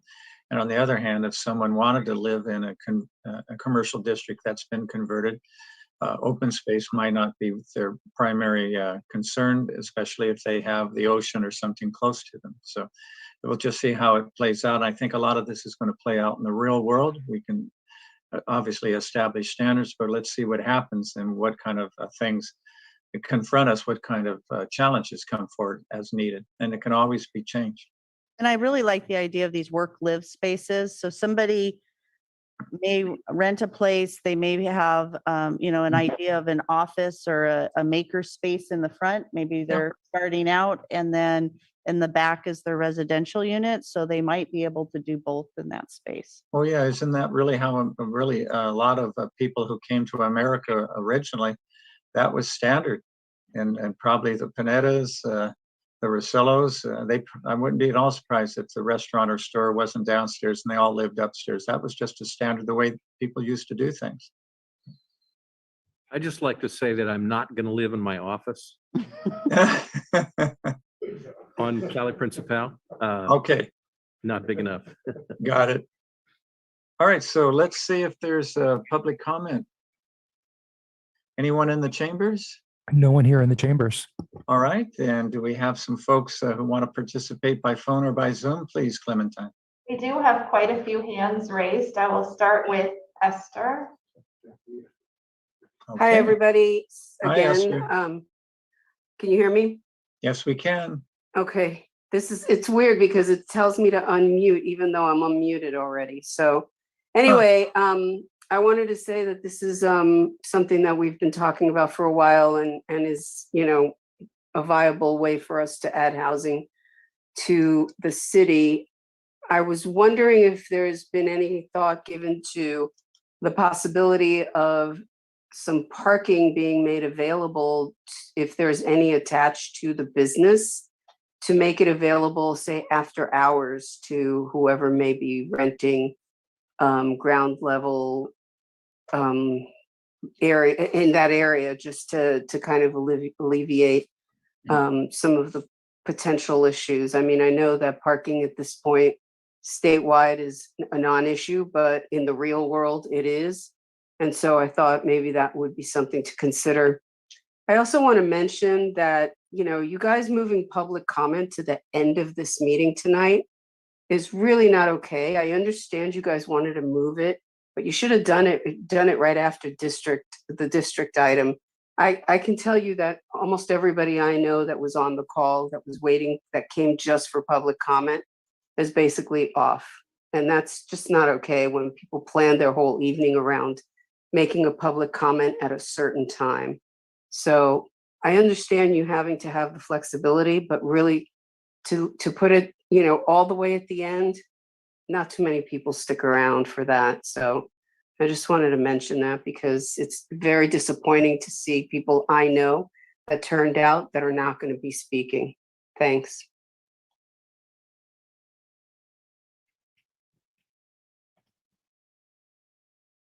Thank you. And the next speaker is Luis Osorio. Thank you. Good evening, Mr. Mayor, members of the City Council.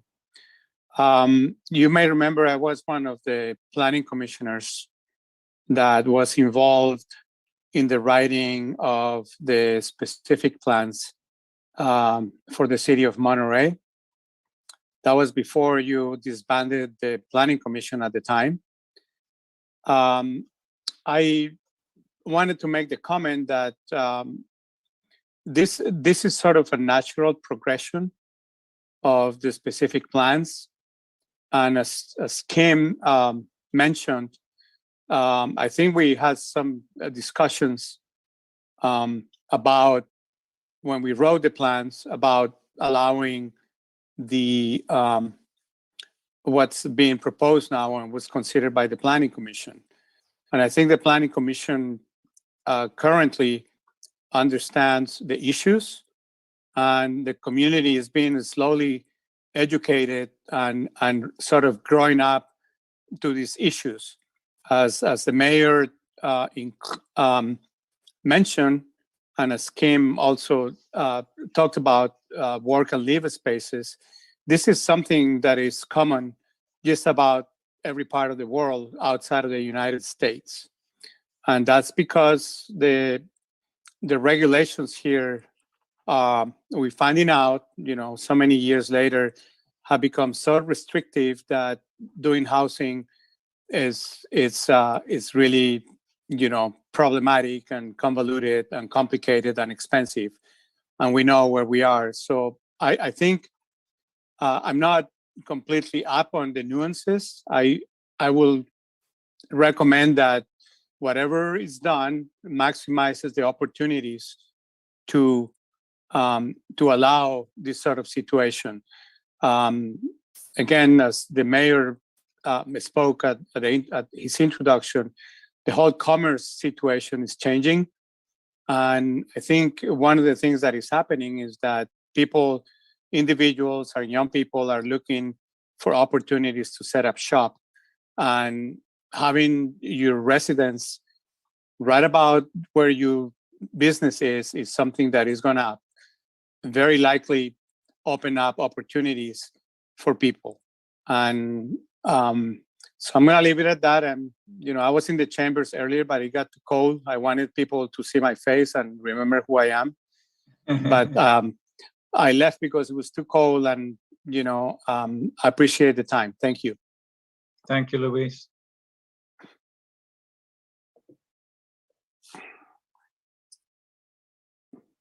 All right, our next comment is from Kevin Dayton.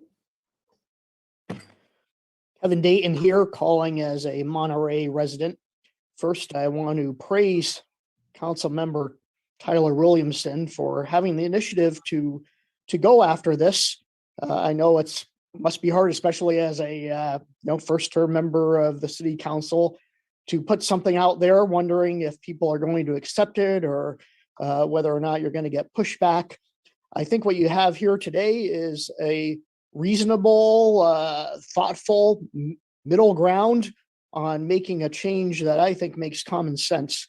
It's sad to see a lot of the storefront vacancy And to be honest with you, I think a lot of us realize that maybe long-term commercial vacancy is going to be a perpetual problem because the economy is changing and how people live. At the same time, we've got young people around who may want to start businesses or looking for a place to live near where they work. And this will provide some flexibility in certain circumstances to allow them to live.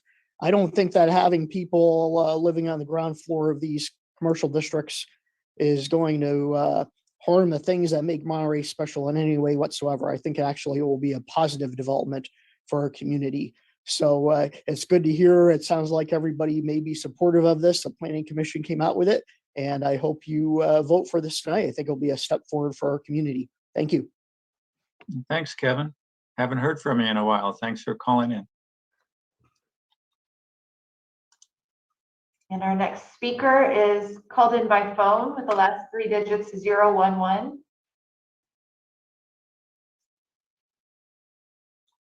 Please go ahead. Hi, good evening, Mr. Mayor, members of the City Council. This is Jerry Anderson calling, and I'm here on behalf of the Sausalito Land Company.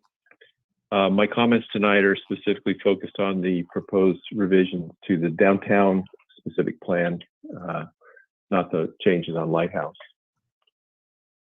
As you may know, Sausalito is a significant property owner in Monterey, and just to be very brief and direct, we support the proposed changes to the downtown specific plan. If you approve the changes as proposed, it will result in the creation of additional housing. And I hear the concerns and the questions about, kind of creating spaces that are maybe, I don't know, I didn't hear the word substandard, but the idea was out there.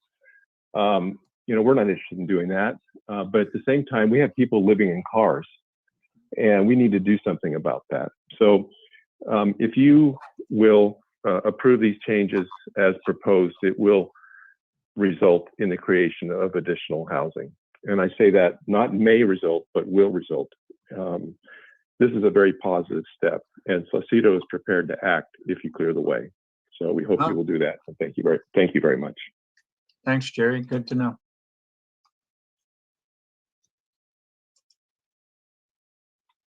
Our next speaker is Elizabeth Madrigal. Good evening, Mayor Roberson and City Council members. This is Elizabeth Madrigal calling on behalf of the Monterey Bay Economic Partnership. So in 2018, we partnered with Envision Housing to publish our white paper regarding realistic policy changes that can improve housing affordability in our region, where we outlined several ways local governments can easily increase affordable housing production. We are very pleased that the City of Monterey is working towards adopting our recommendations wherever possible. In line with our 5th recommendation to reduce commercial space requirements, we strongly advise members of the City Council to support a reduction of commercial space requirements in both the downtown and Lighthouse specific plans in order to increase the development of affordable housing units that could be developed in these walkable job centers. This item will contribute to the city's 5th cycle regional housing needs allocation of 650 homes at various income levels, as well as provide the opportunity to potentially identify a number of these sites as development opportunities during the 6th cycle RENA/housing element update process that is currently underway. Reducing commercial space requirements has been used as a key policy tool in other areas of our region, such as the County of Santa Cruz and the City of Salinas, who have adopted policies that either prioritize housing or allow for flexibility in converting commercial spaces to residential. Thank you all for your dedicated leadership and taking realistic steps to encourage much needed housing development. Thank you, Elizabeth. And let's see. Next, we have someone named Michael. Please go ahead.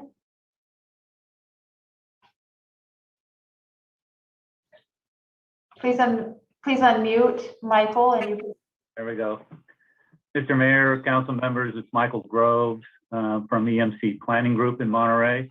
And thank you for letting me speak tonight. I want to acknowledge the City Council for putting this on the table and making these changes that will help promote housing in the city of Monterey. I want to acknowledge Councilmember Williamson for really pulling some plugs and making this a priority. I think Kim has done an incredible job. She's done a lot of work on this and done an incredible job to bring this forward. The Planning Commission was very detailed in their analysis and looked at a lot of different issues from a lot of different angles. They had 2 hearings. They did a survey, and I helped a little bit with that survey of Lighthouse Avenue to try to really figure out what was going on Lighthouse Avenue. And it was just shocking the amount of vacancies. And you know, so I'm on Lighthouse Avenue a lot, and until you actually walk every block, realize how many vacancies there are, you're shocked. I was shocked. That's all I can say. And I think the whole storefront vacancy issue is a problem and will continue to be a problem with how people are buying goods, you know, from Amazon and all other types of market platforms that there are at this point in time. But I'm still a fan of going and seeing something and buying it, but it's not how the world's operating. And I do think to Councilmember Albert's question about, you know, these potential inadequate spaces or things like that, I think the market will really take care of that. It will drive it. Being a property owner in Monterey for years in terms of commercial properties, it always is driven by us. If we have, you know, space, we try to make the most out of that particular space and make it as most efficient as possible. I also saw in walking the streets, I saw a lot of shared parking already going on. So that was raised as an issue. And I think that will happen naturally with property owners. So I just want to encourage the city council and advocate for the city council to approve the Planning Commission's recommendation. And again, a big kudos to Kim for the work she's done on this. Thank you, Michael. Thank you. And I believe I've already called on this person. I'm sorry that I didn't keep track of phone numbers. 011, I believe already spoke. Nat, do you happen to recall? Nope. No, they didn't speak yet. Okay. Telephone caller with the last 3 digits, 011, please go ahead, unless you already spoke. I did already speak. This is Jerry. I spoke earlier. Thank you. I apologize. Thank you. And then we have no further callers, Mr. Mayor. Okay, I will close that public section of the public meeting and bring it back to the council for action. Are you ready for pass a resolution or a motion, please?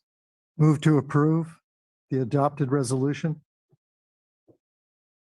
And I'll second it. Discussion. Councilmember Allen? Yeah, thank you, Mr. Mayor. Well, first of all, I just wanted to send some appreciation to Councilmember Williamson for really championing this idea. And as we all know, it can take a long time to see an idea like this come to fruition, and that can be frustrating, but just wanted to express my appreciation that we are looking at this tonight. I also wanted to express my appreciation to the Planning Commission. I don't generally watch what our boards and commissions are doing that carefully because I trust them. And I think in this case, again, as so often happens, they brought forward a really reasonable recommendation. I did want to just briefly touch on Dan's concern, and I wonder if we could add any kind of language that would maybe clarify that the you know, any kind of conversion would require a commercial space that could be reasonably utilized for commercial purposes or something to that effect. And so I'm just wondering if Kim could respond to that. In other words, just make it really clear that, you know, again, it's principally permitted, but if you and the planning staff look at something and you're like, you know, there's really not enough space here, or the space is really not adequate for any kind of commercial use, that you could then have the option of denying it. I just think we don't want to see something where you would have spaces created that are essentially a joke, but you won't even have the ability to deal with it. So I'm wondering if Kim could respond to that.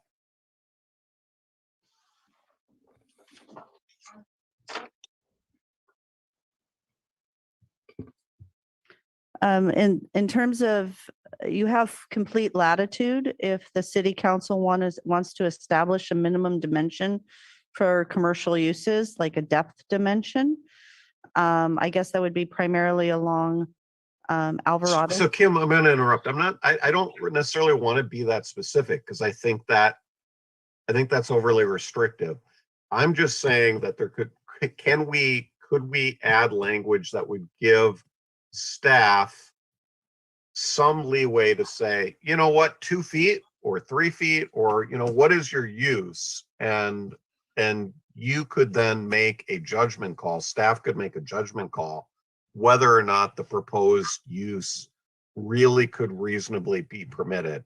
I think getting into a specific depth is too restrictive, and there might be some uses that could reasonably be done with 8 feet and other uses that could be reasonably done only with 12 feet.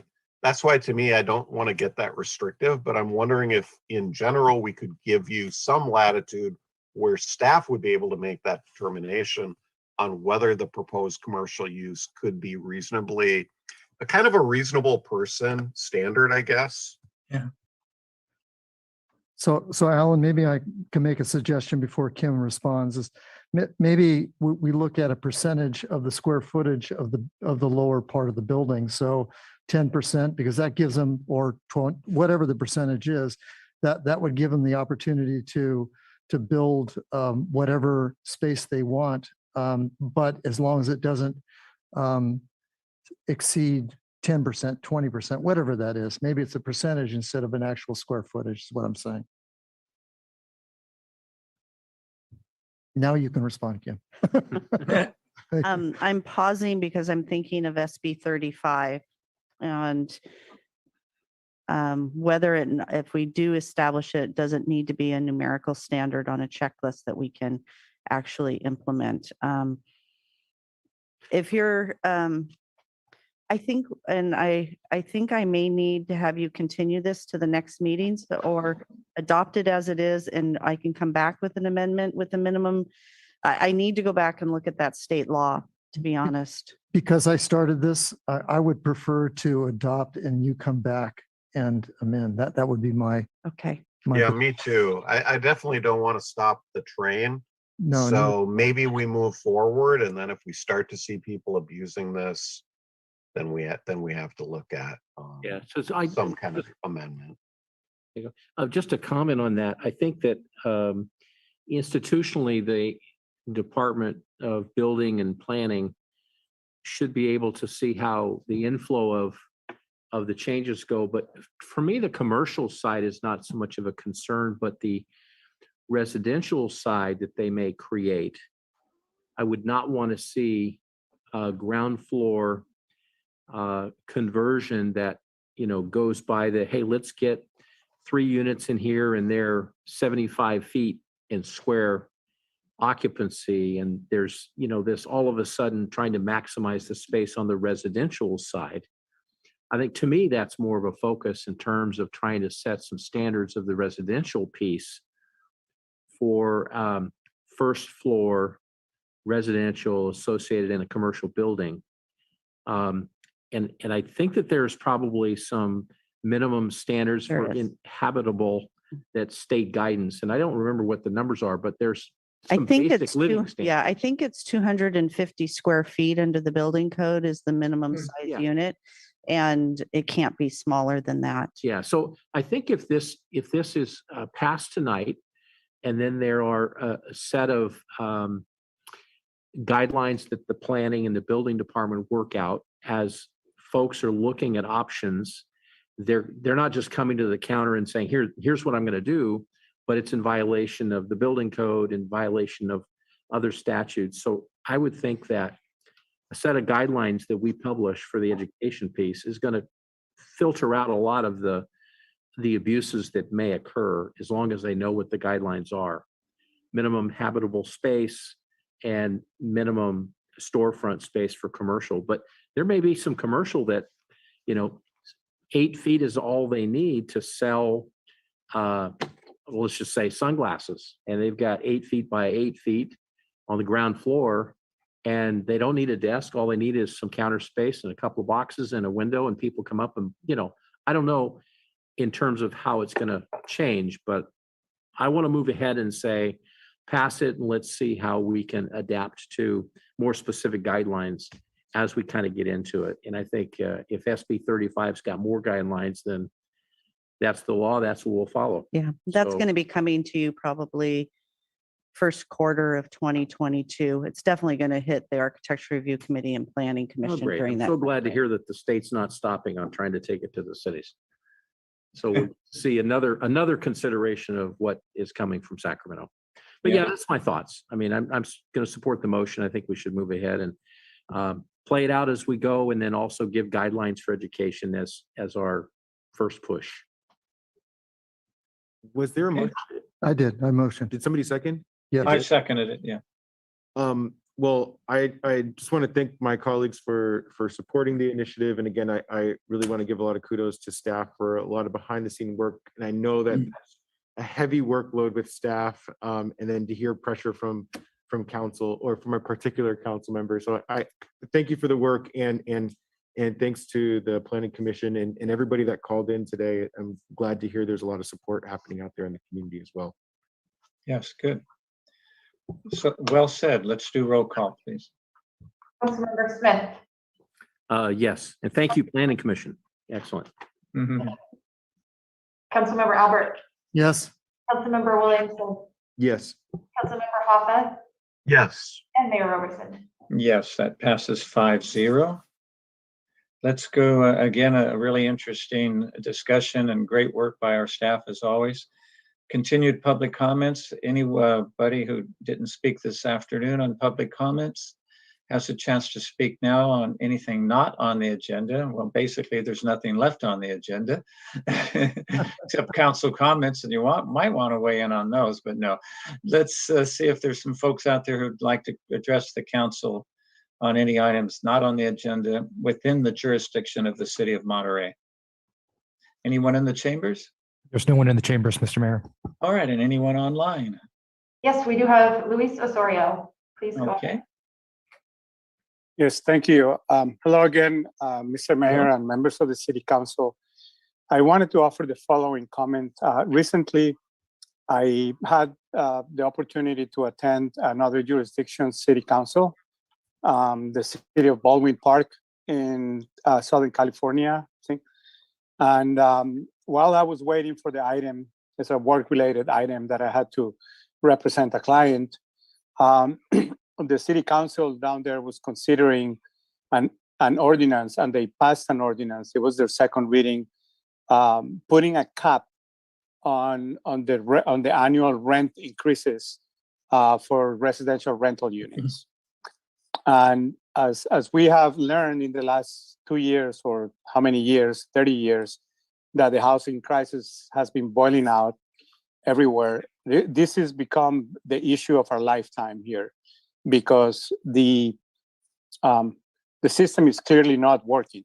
It's left a lot of people behind, most people behind, I would say. And all you have to do is look at planning and economic development literature, where there is a lot of writings about the housing crisis in the United States.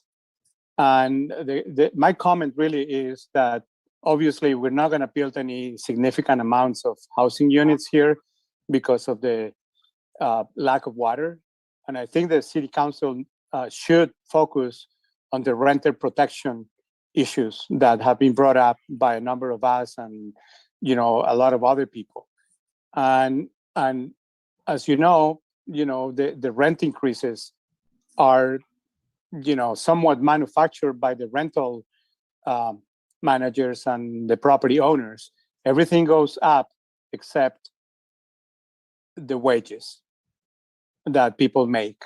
And I think this city council should seriously consider putting a rent cap or a cap on the rental, on the annual rental increases, because that really will help, you know, the renters who are the majority of this of the residents in the city, and that would show that the city council is governing for everybody and not just the special interest and the wealthy property owners. And it's really a moral issue now.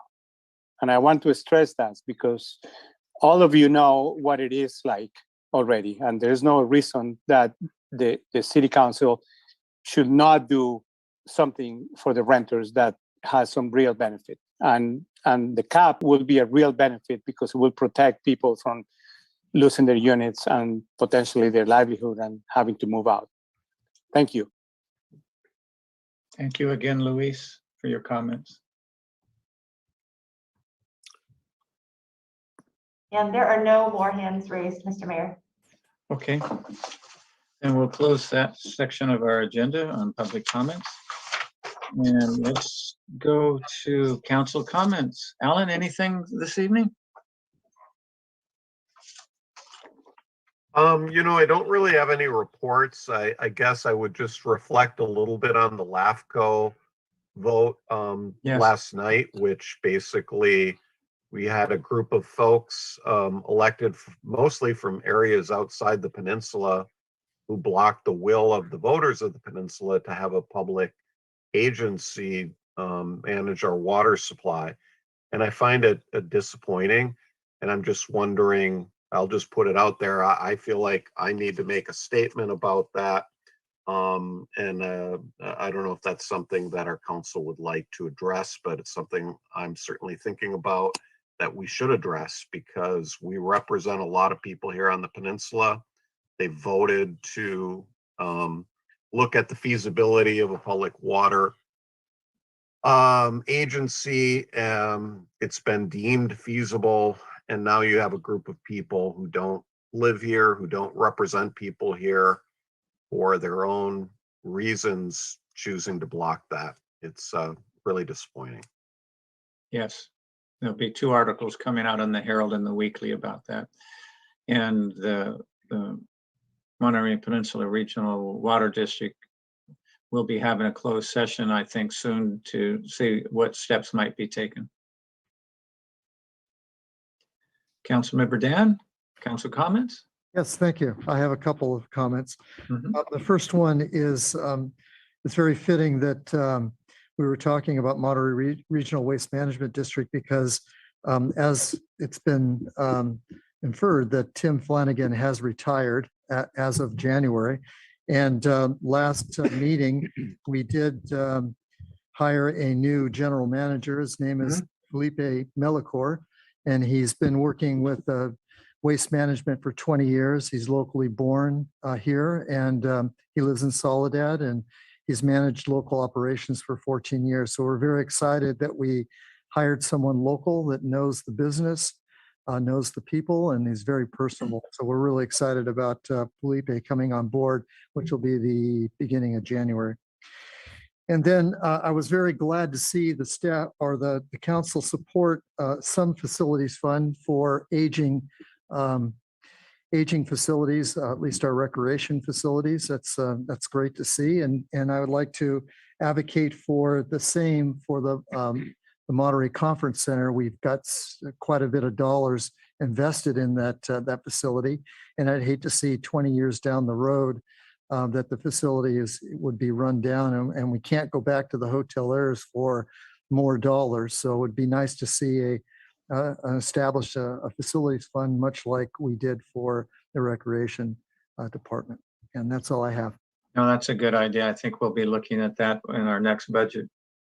That's a really good idea. And Councilmember Tyler? Yeah, so updates in regards to Monterey One Water. So we had updated we made an addendum to the SCIR for the expansion of Pure Water Monterey to add a 6th well. So I shared the addition of wells with you all for over the last several months, and it started off with 2. Then there was 2 additional added to the base project because of some issues with the initial wells, and then there was a well supported in the initial proposal for the SCIR. Now there's a 6th well coming down, so lots of space to allow water to be pumped into the ground here, and I just kind of wanted to provide that as an update. And then one thing that is significant in regards to the expansion is how it's going to be financed. And so the Monterey One Water staff had brought forward to us some proposals at our last board meeting. And really what we're looking at here is trying to find a way of prioritizing a solution that's going to be able to get us this project financed so that we can get the project developed as soon as possible. And so ideally we would use the state revolving fund, which would be the most cost-effective way for us to move forward with this project. But if we were to do it with the parameters as currently outlined, it would delay the project construction. And so there's also the Water Infrastructure Finance and Innovation Act at the federal level, and we can tap into that. There is a $100,000 application fee, which is crazy, but that was pretty much the recommendation of our staff. So we did move forward with that direction. We're still going to pursue the state revolving fund because it would still benefit us from being able to tap into that, even if it only ends up covering a portion of the cost of construction. And then there was a third option out there, which was using going a private loan, and the rates are just higher going that way. The benefit of that option was that it created more flexibilities and we can move forward faster. But we thought the WIFIA, the Water Infrastructure Finance and Innovation Act at the federal level, was the best direction to go in. So anyways, that's the little update there. And hopefully that provides us a path to where there won't be any delays in regards to the financing of the project and moving that forward. So that's it from my side. All right, very interesting stuff. Councilmember Ed. Yeah, thank you very much. Tomorrow night, I'll be attending the special meeting for AMBAG, and we'll be talking about the draft RENA numbers and some calculations. So we'll have information on that with a follow-up as we approve of it's a 40-year long-term plan that's recalculated every 5 years. But this includes the RENA numbers. So we'll be getting some more information after that meeting as well.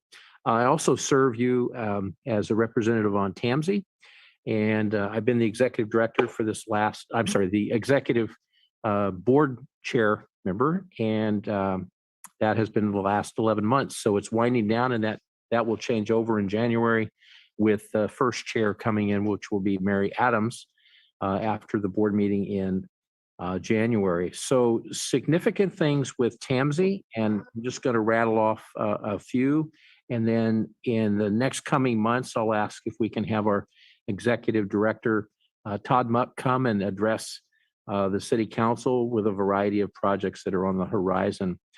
FORTAG obviously has been in the news, but that's still lingering out there to kick off and get started. Also, we're looking at federal funding that will come as a result of the recent signing of the federal stimulus package. So we'll be trying to figure out how that's going to play out and benefit some large projects for us here in Monterey County. Also, we have just started and launched the 101 safety initiative of the South County from basically Spreckles southbound. So we're looking at how that whole approach with ag and on-ramps and off-ramps and 101 safety. So we're just launching into that over the next couple of years. So that's very exciting to see how we can reduce the number of accidents on southbound 101. Also looking still at Castroville Boulevard, moving ahead with the new Castroville Boulevard bypass and repair of a congestion that immobilizes all of us on Sunday afternoon. If you're trying to depart And then also 68 is still going through the EIR for roundabouts and the animal habitat. So lots of things going on at TAMSI. I also want to point out the last agenda item we talked about. I just want to give kudos to the Planning Commission. I wanted to save this just to have a little bit more emphasis. I watched all of the meetings that they handled this for the downtown specific plan and White House, and they are the real deal. They really asked great questions. They were so thorough. Staff was prepared and helped our planning commissioners navigate that. So we don't frequently hear a whole lot from the planning commissioners until it gets past and after all they've done, all the work that they've done. So we don't see the beginning, we see the end. And what we wind up getting from our planning commissioners is the heavy lifting. And we all appreciate that. I know our council does, and they do a whole bunch of work, and we appreciate the fact that they are servants that do the heavy lifting.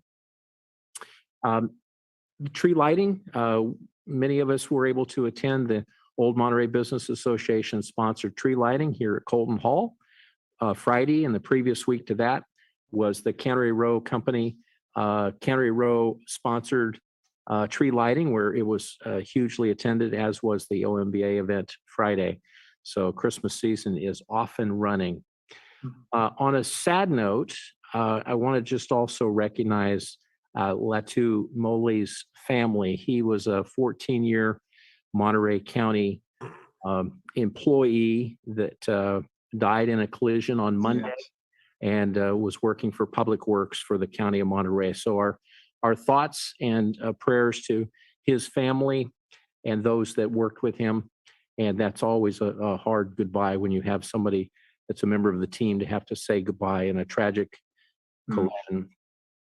And lastly, today is December 7th, and I want to shout out to all those from the generation from 80 years ago on the day that would live in infamy, according to Franklin Delano Roosevelt. Many of our parents' generation, my mother and my father's generation, in 1941, so 80 years ago, and we will never forget. And we honor those that served in the military ever since and before. And 80 years ago today, and my mother was 15 years old. She still remembers where she was when she got the news, and she thought the world was ending. And fortunately, it wasn't. And our military and our allies made sure that it had the right outcome. So we remember all of the veterans from that era, the generation of World War II. And that's all I have. No, they're very nicely said. Thank you, Ed.